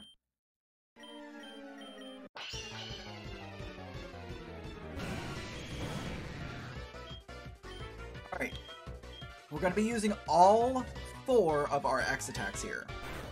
You're going to likely need to heal at a couple of points in this, because if he starts doing some bad stuff, then you don't have a recourse. We're going to use the max potion when we're low enough. There's the Thrash. That's the reason why we use the max potion. We can use another X attack. It's confused. Now we use the Hyper. And we're going to be home free as long as the Rock Slide hits. Jesse and James are in Mount Ember, actually. I'll point them out.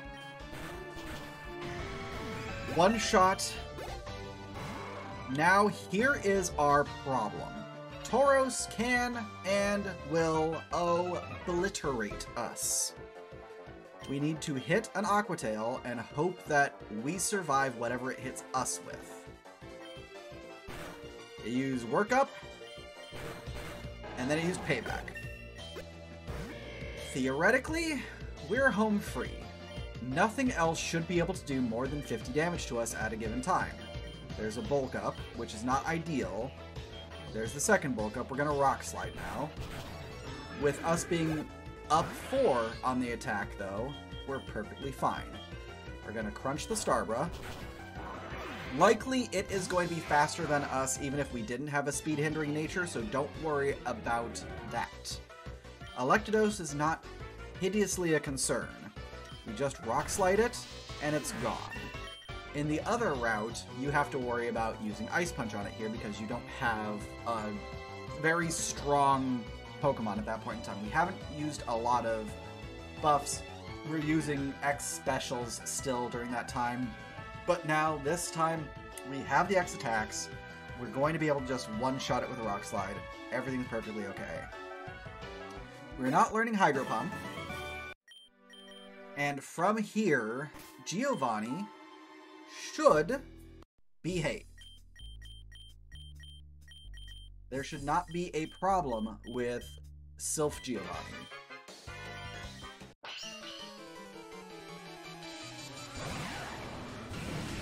For the most part, the entirety of this fight, you are going to be aquatailing one thing or another. Ryrus and Primarino are both very strong and both very angry mons. The Primarino has close combat, and the Ryrus has drill run. Pick your poison, whatever you want to try to zero out first, but you're going to be using Aquatail on everything in this fight except for the Genkan. One down. Genkan gets deployed. That is your focus. Genkan must be your focus. Change to Crunch and start blasting. If you're lucky, you'll get the defense down. If you're unlucky like me, you'll just continue to mash and accidentally crunch yourself into oblivion. Taking a feint here is not the end of the world. We're actually going to use a revive. The Firo will likely bait out the Rock Blast from the Ryrus, and then we can go back to either crunching or aquatailing the Genkan. With it being at half health now, Aquatail is still just as viable as the crunch. You just need to be able to get the attack off. That's half the problem when you have a low speed Mon. Tauros is just doing nothing other than work up at this point in time, but if it decides to get its head out of its ass, it will absolutely obliterate everything. Sand Queen, same situation as before. We're just going to be using our Aquatail. The problem is it does have Sword Stance. That does make this a bit of a risk. If at this point in time your rival still has the Tauros out, you are not terribly at risk for losing this fight, even if you run out of Pokemon. Your rival will continue to fight for you until their Pokemon run out, and they still will have... They will actually have Star Kazam in this fight. They will have evolved between when they just got the poop beat out of them just a second ago and when they're fighting Giovanni now. They will still have Comvile, they will still have Electados, so there are still options for this fight to go through. If it gets to the point where you don't have the Tauros on your side by the time that there's only one or two of Giovanni's Pokemon left, that is a problem. You might not be able to get through. But if Tauros is still out there, odds are good that even if you run out, you'll be perfectly fine. When you talk to this guy, you need to be very careful, because you do have to talk to him. We are getting a Pokemon from him. You're going to talk to him there's one text box, two text box, three text box, and then you give him a choice. If you are mashing mindlessly, you will take a Chikorita and your run is over. You need the Totodile. Grab the Totodile, nickname it one character. This is the Mon that you are going to be teaching Strength and Surf to. Take the rare candy that you have, use it on the Totodile now.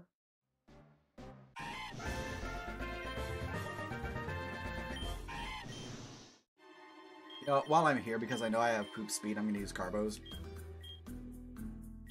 Here is your Surf.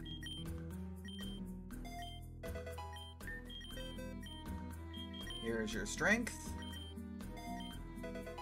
You now have all of the HM friends that you need for the remainder of any percent. You don't need anything else.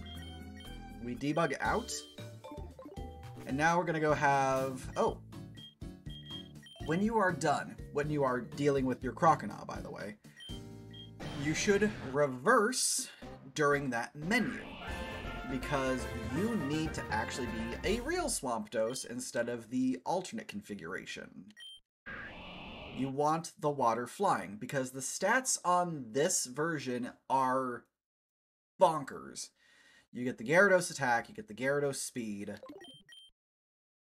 Alright, so every time that you attempt to reverse your Pokemon here, you're going to be asked, do you want to learn Bite? Remember that. Every time you reverse, it's going to prompt you to learn Bite. Always say no. Alright. If you need safety healing, talk to this guy for the freshwater. As soon as you step on this platform, you will be within the line of sight of a trainer. Hold left as soon as you touch the pad. It gets you out of his line of sight. be very careful as you maneuver through. Yep, say no to bite. This is important. Alright, so you're going to be fighting 2 trainers in here because these 2 are mandatory. You're going to fight them one at a time by talking to them. Unlike the one that we saw in the rocket sewers, this one fight does not deactivate both trainers. It only activates the one. You have to fight both still. For Mr. Bra, we're going to be crunching. It's like, yep, roleplay, fine, cool, thanks for wasting my time, and giving me Dragon Dance. This is important. You're teaching Mud Shot, or teaching Dragon Dance over Mud Shot.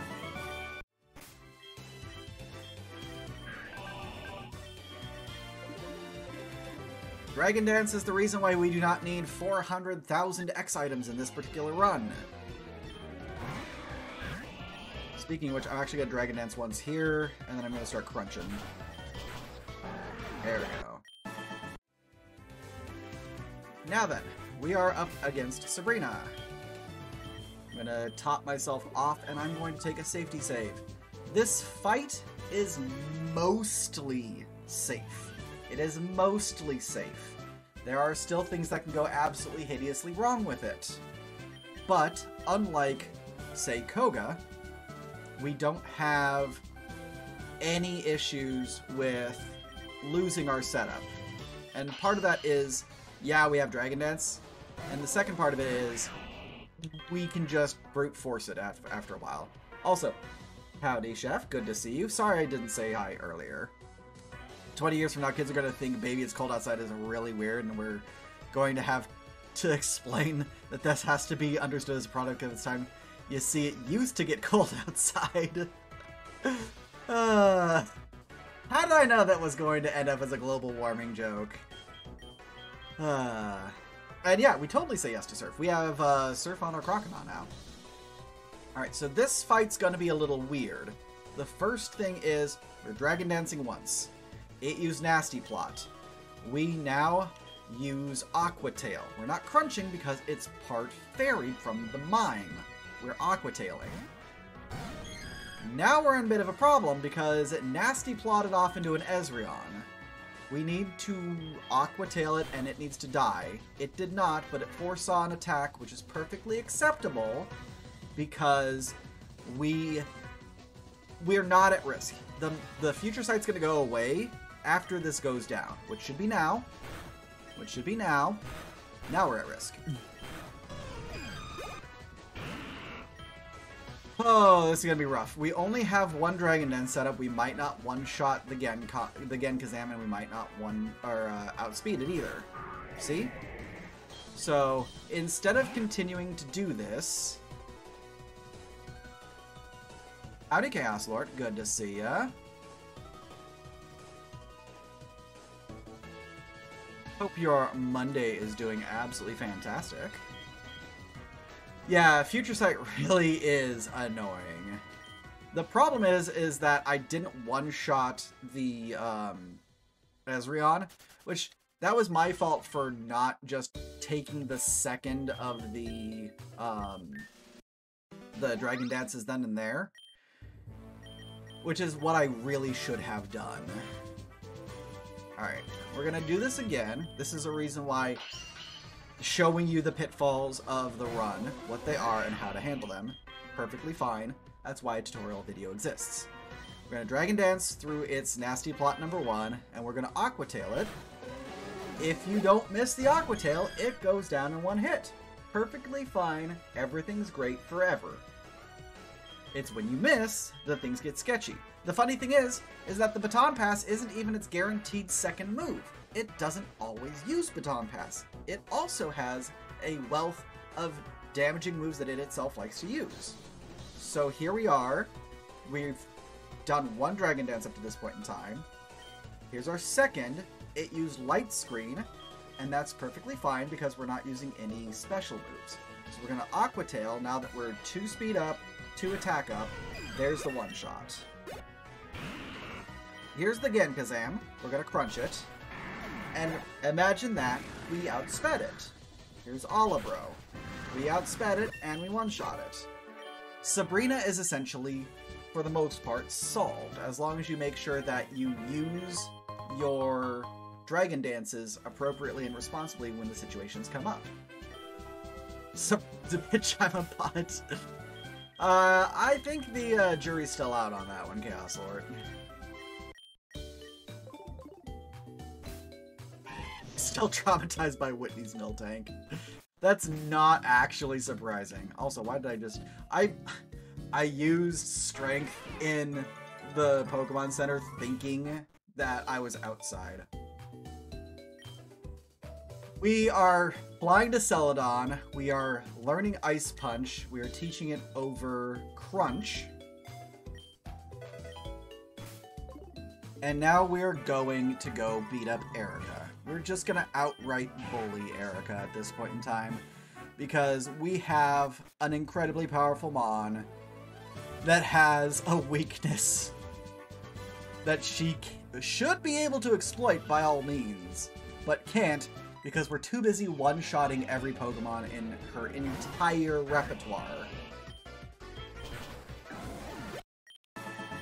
Erica's gym has been and will always be for any percent on Classic for Ice Punches to victory.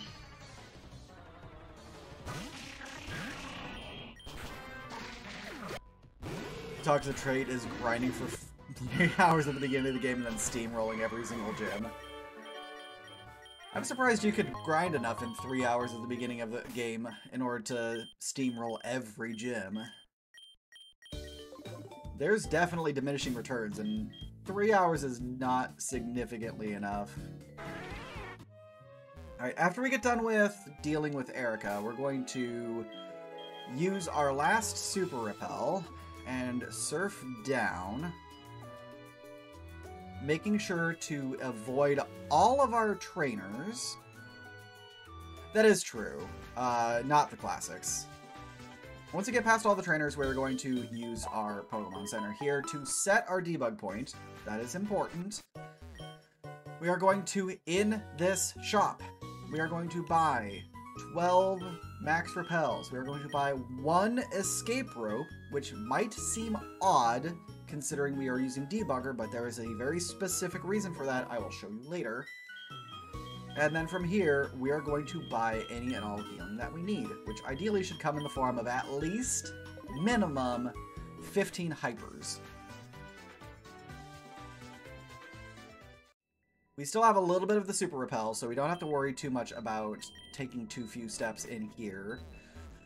Go through the Burned Mansion, as you normally would. So, Scientist Frisk is a rotator.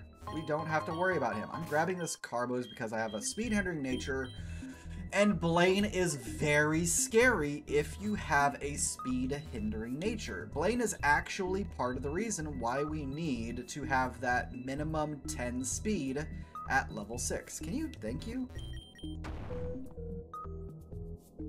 Blaine is kinda scary. You wouldn't necessarily think about it with the Pokemon that we're running, but he is kind of a problem. After talking to Blaine, debug back out.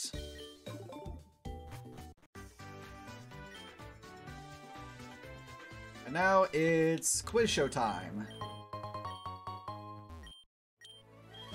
Alright, answer is 16 Nose Pass, Rock,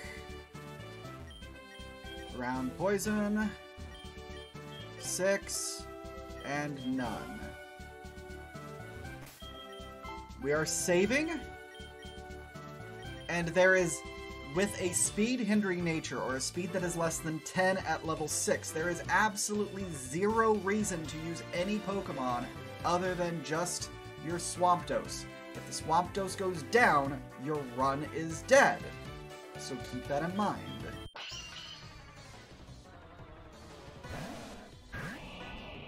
Glue Dash. Dragon Dance number 1. Here comes the Solar Beam. That's perfectly fine. Solar Beam is not going to one-shot us. It's going to hurt, but it's not going to one-shot us. Dragon Dance 2.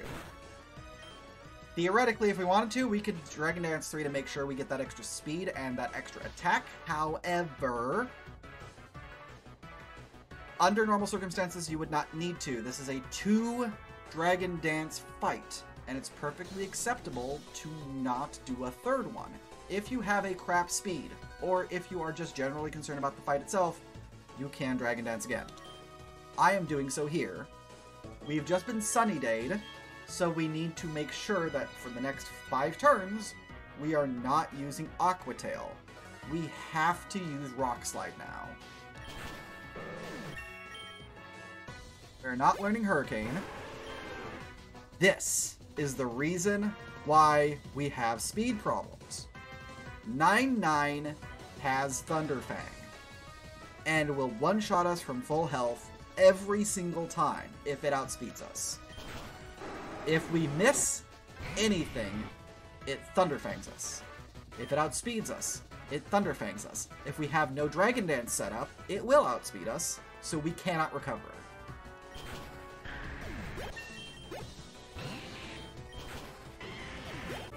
Just like that, we're perfectly fine though.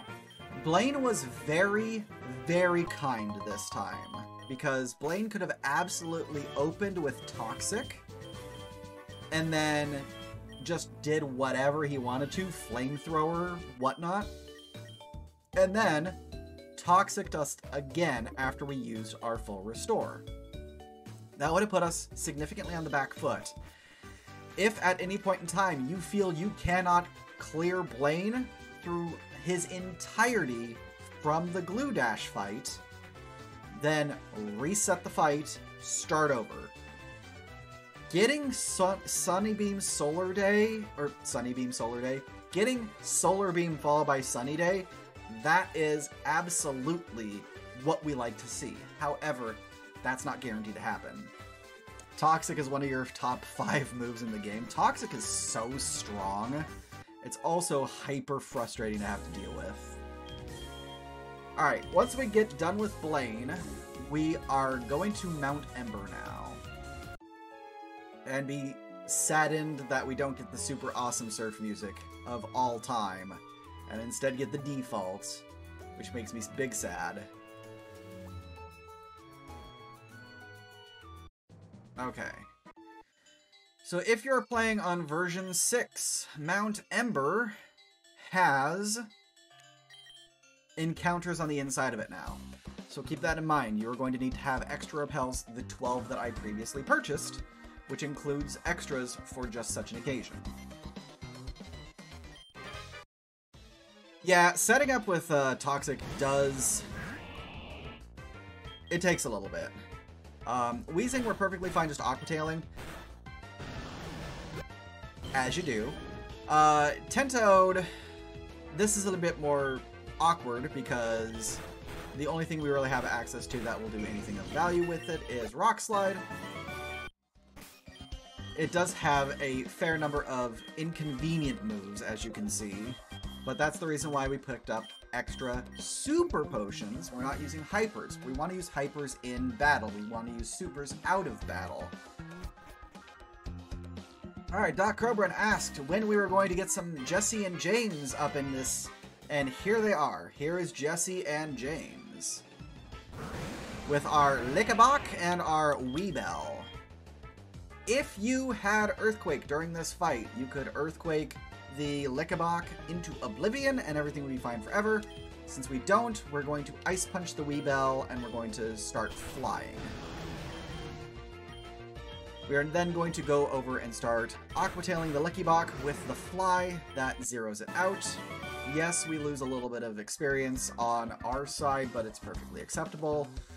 Because we're going to get Earthquake no later than when we fight the Golcon. That's coming up here in a second. Goakate, it's perfectly fine. We're just going to aquatail it. It's gone. It's dead. There's blood everywhere. And then this should be the Mon that gives us our Earthquake, if my memory is correct. And it's only going to take 2 Aquatails. Barely. Okay. So we're going to get it against her. She's going to do it.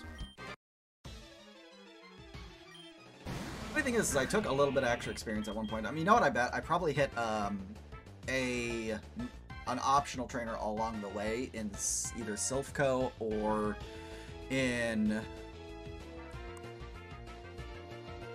maybe Burn Mansion. Maybe I hit the Burglar. But we're going to Aquatail against the Weezing. It's perfectly acceptable. Here's our level 40 or 51. It'll give us Rain Dance and Earthquake. We do not learn Rain Dance. We do learn Earthquake. Just in time for us to not use it against Ledzing, we will be using Rock Slide instead.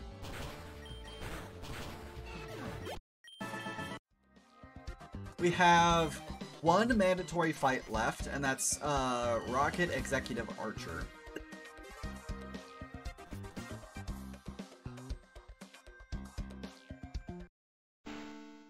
Watch the cutscene, and be careful with your movement coming up. The graphical glitch that you see there is due to sprite layering. You don't need to use a repel in this chamber. There are no random encounters in this chamber. But that's the graphical glitch is just due to a sprite layering issue. That is nothing wrong with my version or this particular computer setup. It's 100% in the game itself. So pay no attention to that. We're gonna go fight Archer now. Twitch needs to bring back global mods. Maybe they can actually get rid of these bots. That requires them to want to. Alright, Houndape we're gonna be using Earthquake. It's not gonna one-shot, but it is going to do a sizable amount of damage. It will one-shot the Steedoom. If you're concerned about whether or not you're going to die, you may use one of your Hyper Potions. Oh, that's right, Embargo. You're going to use Rock Slide against the Weedos. Oh, that's unfortunate. That's fine, though. I'm not concerned. We have more than enough standard revives, and we can easily just throw a rat in the way. Okay, we're level 52. That's fairly good for where we need to be for the Zapmalcuno fight. We're going to use our Super Potions. We're actually going to use PP Max now on Earthquake. And we are going to use PP up on Rock Slide. We're going to use one Elixir. And then we're going to save because we are afraid of Zapmalcuno. Always. No, not really. Zapmalcuno is actually not nearly as bad as it used to be. Now that we have Rock Slide, if this was the Blast King route, we would be a little bit more concerned because we would only be utilizing Surf. In this instance, we have one of the best moves of all time for birds. If you are lucky, you will get significant numbers of flinches off of your Rock Slide. Right, we did get a miss, and because of the way that they set up this particular patch for Pokemon Infinite Fusion, they gave two of the birds berries that limit the amount of damage that super effective moves do to those two birds. That's perfectly fine. We account for that for the most part. It is not triple typed. It counts as a 3v1 battle. It's quadruple typed if it's in your possession, because it will have fire, lightning, ice, and flying if it is yours. It does not count as a 3v1 fight if you're using it. It does have 3 separate instances of pressure, though, which is why that one Rock Slide ate 4 power points. Speaking of which, though, we're going to do it again. And we are getting absolutely hideous RNG right now. We did not two-shot the Moltres. We missed the Articuno, and we missed the Zapdos twice.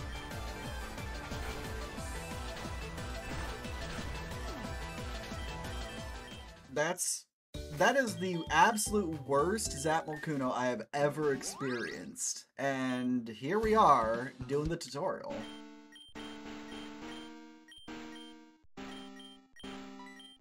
Good news is, this is why we save. Like I said, it's mostly safe so long as you don't miss a lot of your Rock Slides.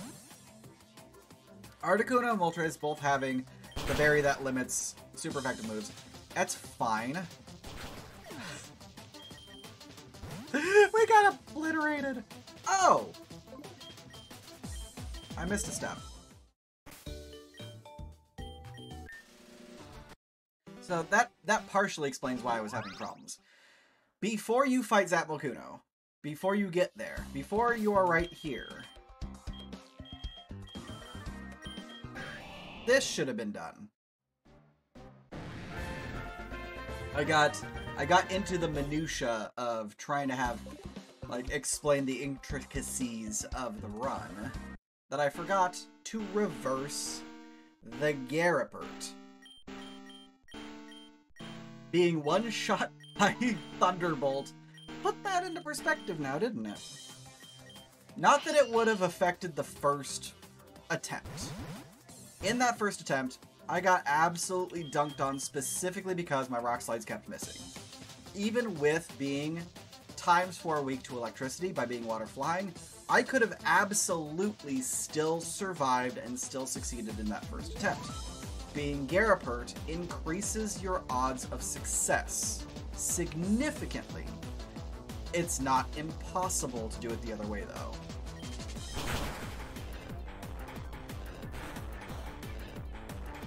Zapdos flinched, cool.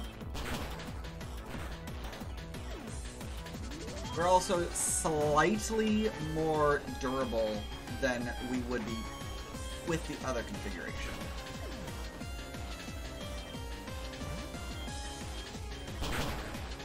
There we go. 2 down. All we have left is Zapdos. And this is where, if we were the other side, you have to worry about getting Thunderbolted or discharged into Oblivion. But now, we don't entirely care, we just Aqua Tail for the win.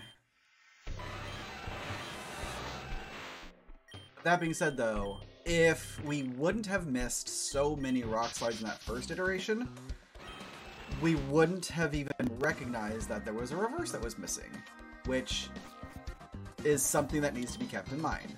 Also, do not ever debug out of Mount Ember after doing Zap Volcano. You must view this cutscene, which is why we have the escape rope.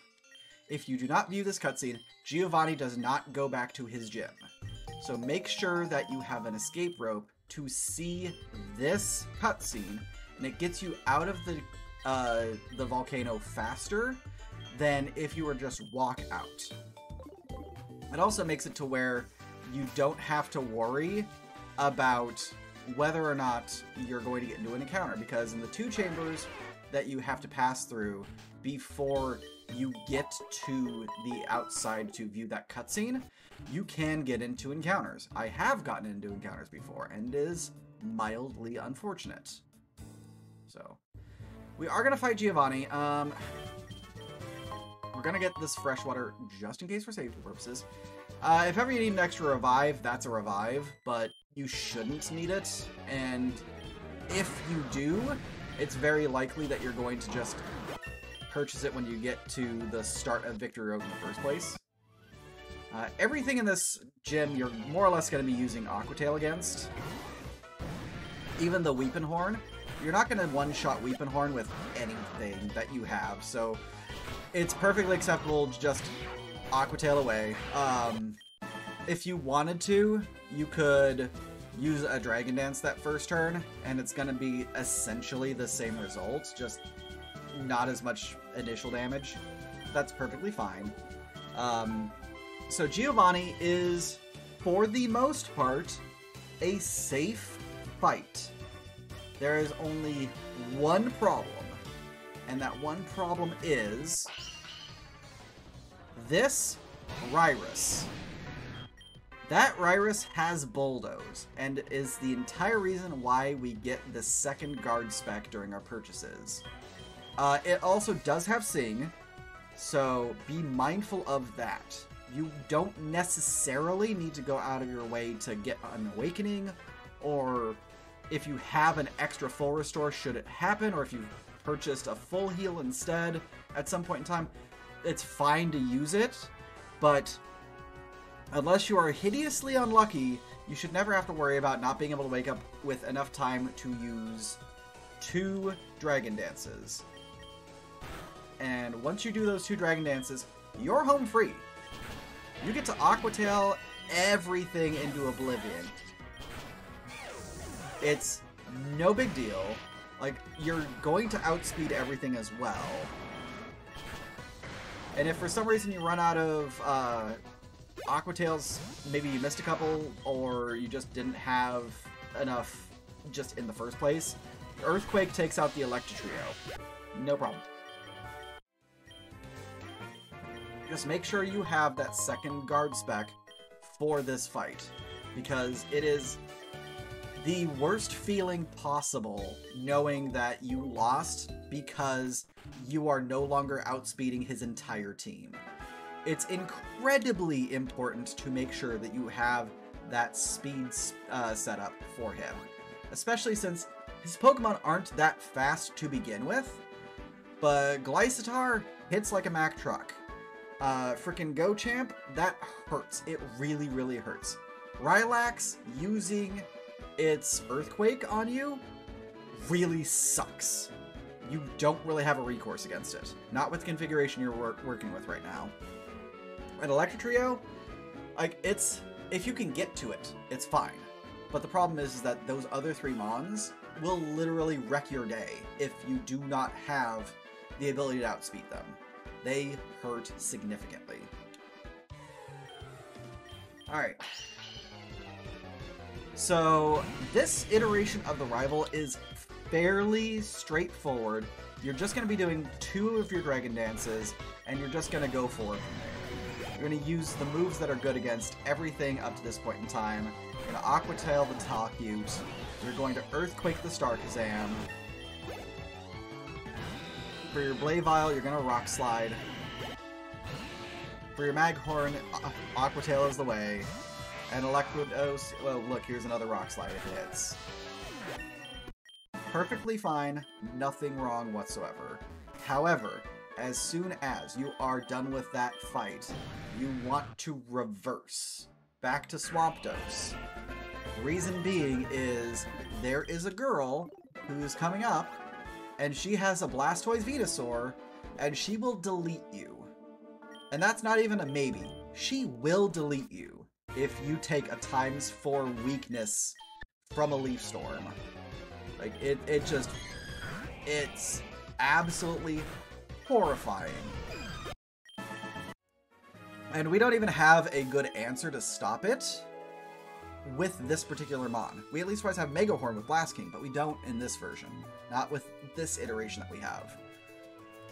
You are able to hold off on using Max Repels until you get into the water here. Be careful of these 2 cool trainers, or ace trainers. They can and will jump into the water to fight you. So keep that in mind and keep your distance. From here, you're just going to run through. You're not going to pick up that rare candy. You don't need it. If you're fast enough, you can get past that Psychic without needing to slow down.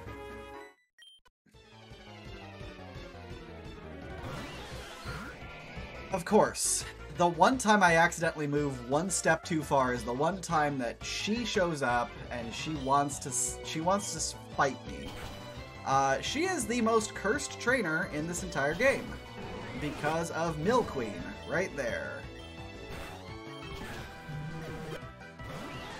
Yep. We hate this encounter, and we do everything in our power to skip her as much as possible because of Milqueen.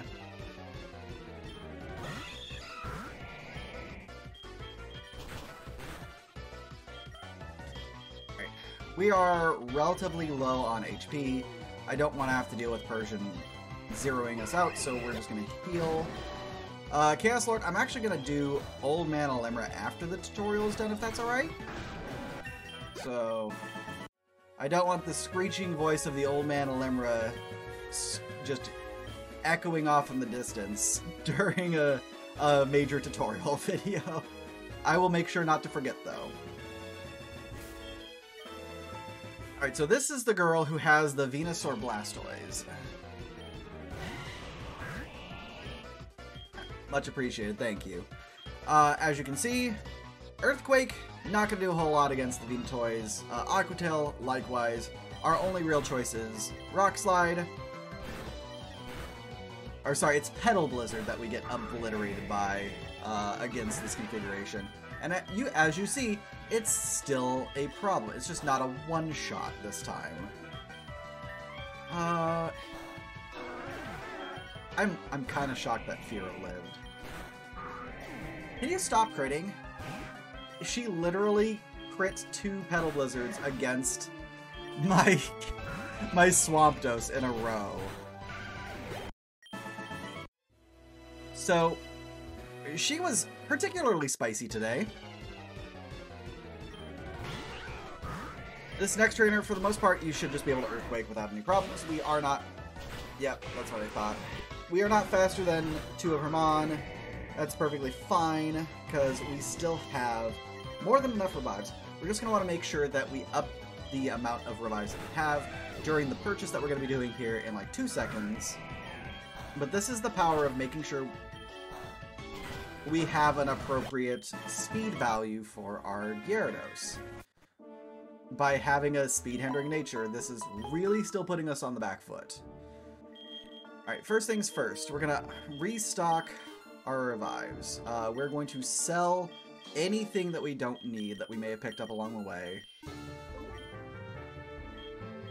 We're going to pick up 10 full heals. We're going to pick up 10 full restores. And we're going to pick up 6 hypers along the way. There we go. We're going to use Strength once we get into Victory Road, and then we're going to use Max Repel. As I've said previously, if you are watching this video, you are very likely someone who is already doing runs of Pokemon Infinite Fusion and have gone through this several times. I'm not going to talk about the optimal way to push these boulders. I encourage you all to continue using your methods that work as fast as possible. As a heads up, we are again trying to move through this area as quickly and efficiently as we can, including taking as few trainer encounters as possible. So be aware of the enemy trainers' locations, where you have to stand, where you might be able to play red light, green light with them if they're spinners. And then also there is YOLO Trainer, who is still lurking around the corner. There are ways of dealing with him that are less hideous now, though. So we will be showing you that off here in a few moments.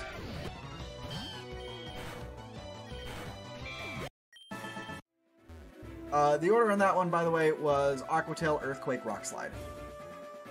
If you are concerned about the level of healing items that you have, here's some of the Max Potion. Make sure that guy is off screen when you try to go back the other way. He can and will be a pain in the butt.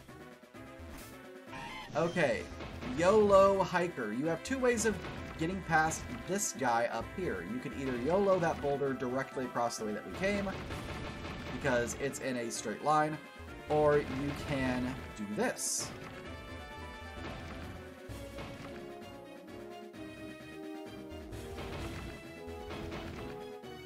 If you take the boulder up and above him, you start him spinning faster than if you were to just YOLO straight across. You can still get incredibly lucky, and he will start spinning when when the boulder is beneath you. It is significantly rarer nowadays that he does that, though, so keep that in mind. I don't know what changed with the logic of the patches, but YOLO Hiker is spinning significantly less when you just try to run the boulder straight across.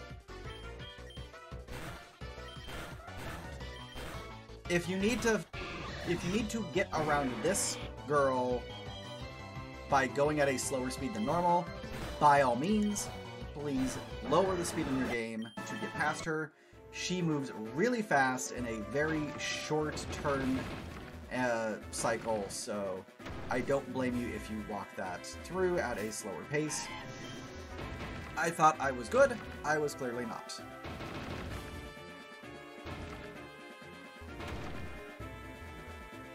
Okay, so this guy, he is a spinner. He is a bit of a butthead.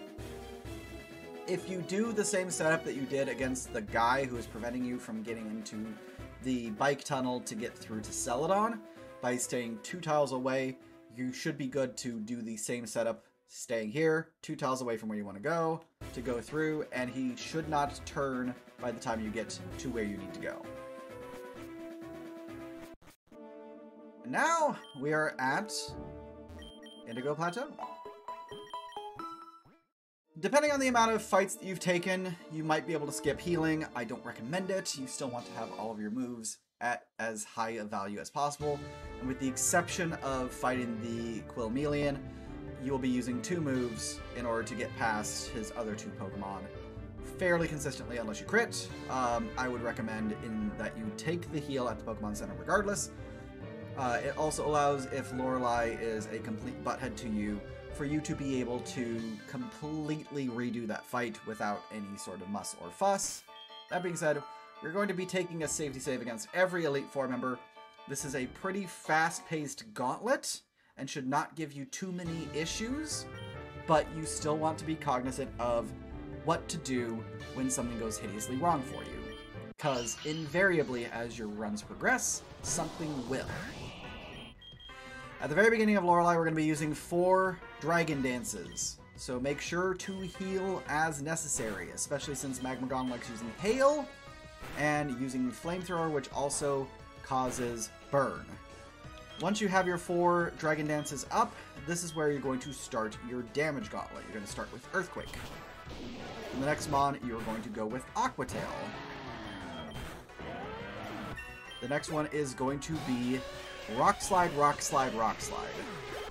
If you miss any of these rock slides, it is going to suck and it is going to hurt. But fortunately, we did not miss any rock slides, everything is perfectly acceptable, and we'll be able to go on ahead. At the end of this fight, heal any damage that you may have accrued.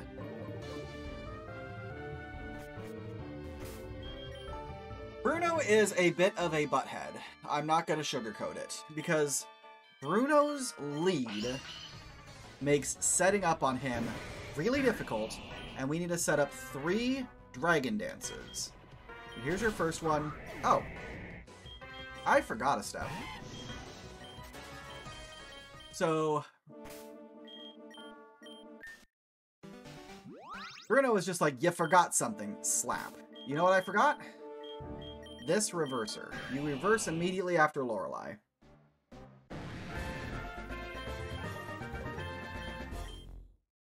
Do that as you're healing. As I continue to get wrapped up in the commentary, I apologize. So now, Bruno's not going to be able to Thunder Punch us into oblivion immediately. Here's our first Dragon Dance, but the problem is that he does have Cross Chop. Cross Chop is not the most accurate move. It does have a higher crit rate than normal. You are very likely going to have to stall him out until he misses like that in order to get more Dragon Dances in. So here's my second Dragon Dance. He used Focus Energy. Here's my third Dragon Dance. If you want to play risky, once you get him down here, we've done our 3 Dragon Dances. You should be okay to continue forward with your attack pattern, which is going to be Earthquake. Or he could swap. That's fine too. If he swaps, now is the time to consider what you want to do. Because Psycross over here, this is going to be Rock Slideable. Or not Rock Slideable, Aqua Tail. Apologies. This is when Bruno starts going off on doing Bruno things, it makes it very difficult to remember the order of operations on what it is that you want to be doing to what and when. Bruno does not retreat his Pokemon very often, but when he does, it forces you to improvise a little bit. Marochan is always an Aqua Tail. Seachamp is always an Earthquake. We're back to Mavire. This is another Earthquake. And now you have to ask your question of what do you want to do with this? Because this will always have Sturdy.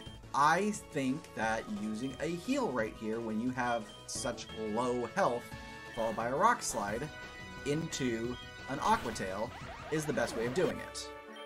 Reason being is it gets the Sturdy, it gives yourself the ability to take a quick second and heal yourself. It also makes it to where you don't have to worry about what's going to happen next with your setup. Because you don't have to worry about Zap Cannon because you're ground type. It has Flash Cannon, but it's not that big of a deal. It has Magnet Rise and it has Lock On. So the only thing it can really do to you is Flash Cannon. So with you being Water type, it's not going to deal a significant amount of damage already as well. That candle shadow is really bothering me now that I see it. So we're going to take a quick save against Agatha. Agatha is also a very frustrating fight because Mizbat has Confuse Ray. We're going to take our first Dragon Dance. We only need 2, so the first of 2 Dragon Dance. Now we're going to take our second. She used Mean Look, and she used Wing Attack. We are home free at this point in time, so long as Rock Slide hits. We're good. Because from here, everything else should be fairly easy. It's going to be an Aqua Tail, and the rest are going to be Earthquakes. Nothing else uses Levitate on her party. And now we're good to go. Before we move on from Agatha, we're going to want to use an elixir, and then we're going to want to top off our health. The reason being is we have a 3 Dragon Dance setup against Lance, and Outrage sucks. And the unfortunate part is that Dragados and the Toganite both have Outrage. So here's number 1. We got unlucky. Very first thing that it used was Outrage. So we're going to be in a heal stall. It's now confused. We hope it hits itself. It didn't, and it immediately started Outrage again. It's no longer confused, and now it is confused, and now it hit itself. There's a full heal, or a full restore from Lance, but we now have our 3 Dragon Dances set up. We're now going to start with Rock Slide. We're going to use it twice, once against the Dragados and once against the Toganite. We're going to Aqua Tail his Tyrandactyl. And even with that Intimidate, we're perfectly fine. That's the reason why we used 3 of the Dragon Dances, is to make sure that everything's still in one shot. Once you get done with the Tyrandactyl, it's Earthquake for the win.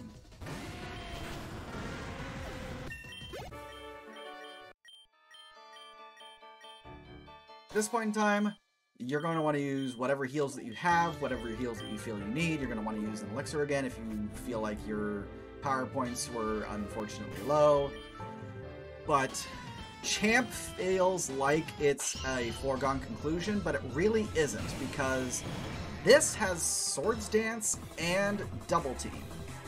If you get hideously unlucky because you have to set up 3 times, you're just not going to be able to hit it. So first things first, here's our first Dragon Dance. It used Sword Dance 1. It used Earthquake, and then it used Double Team.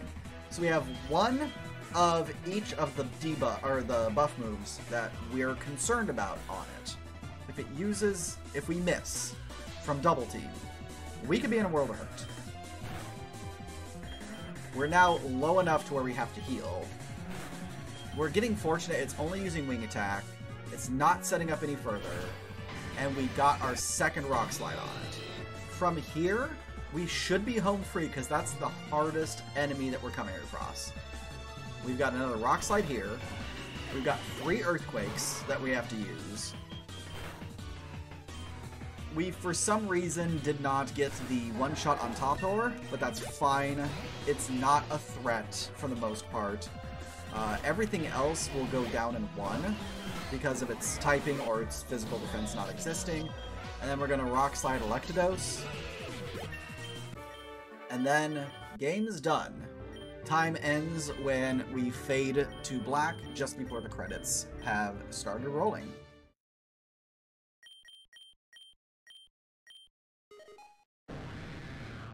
So the through line of this run is don't forget your DNA reverses. But that's your any percent run.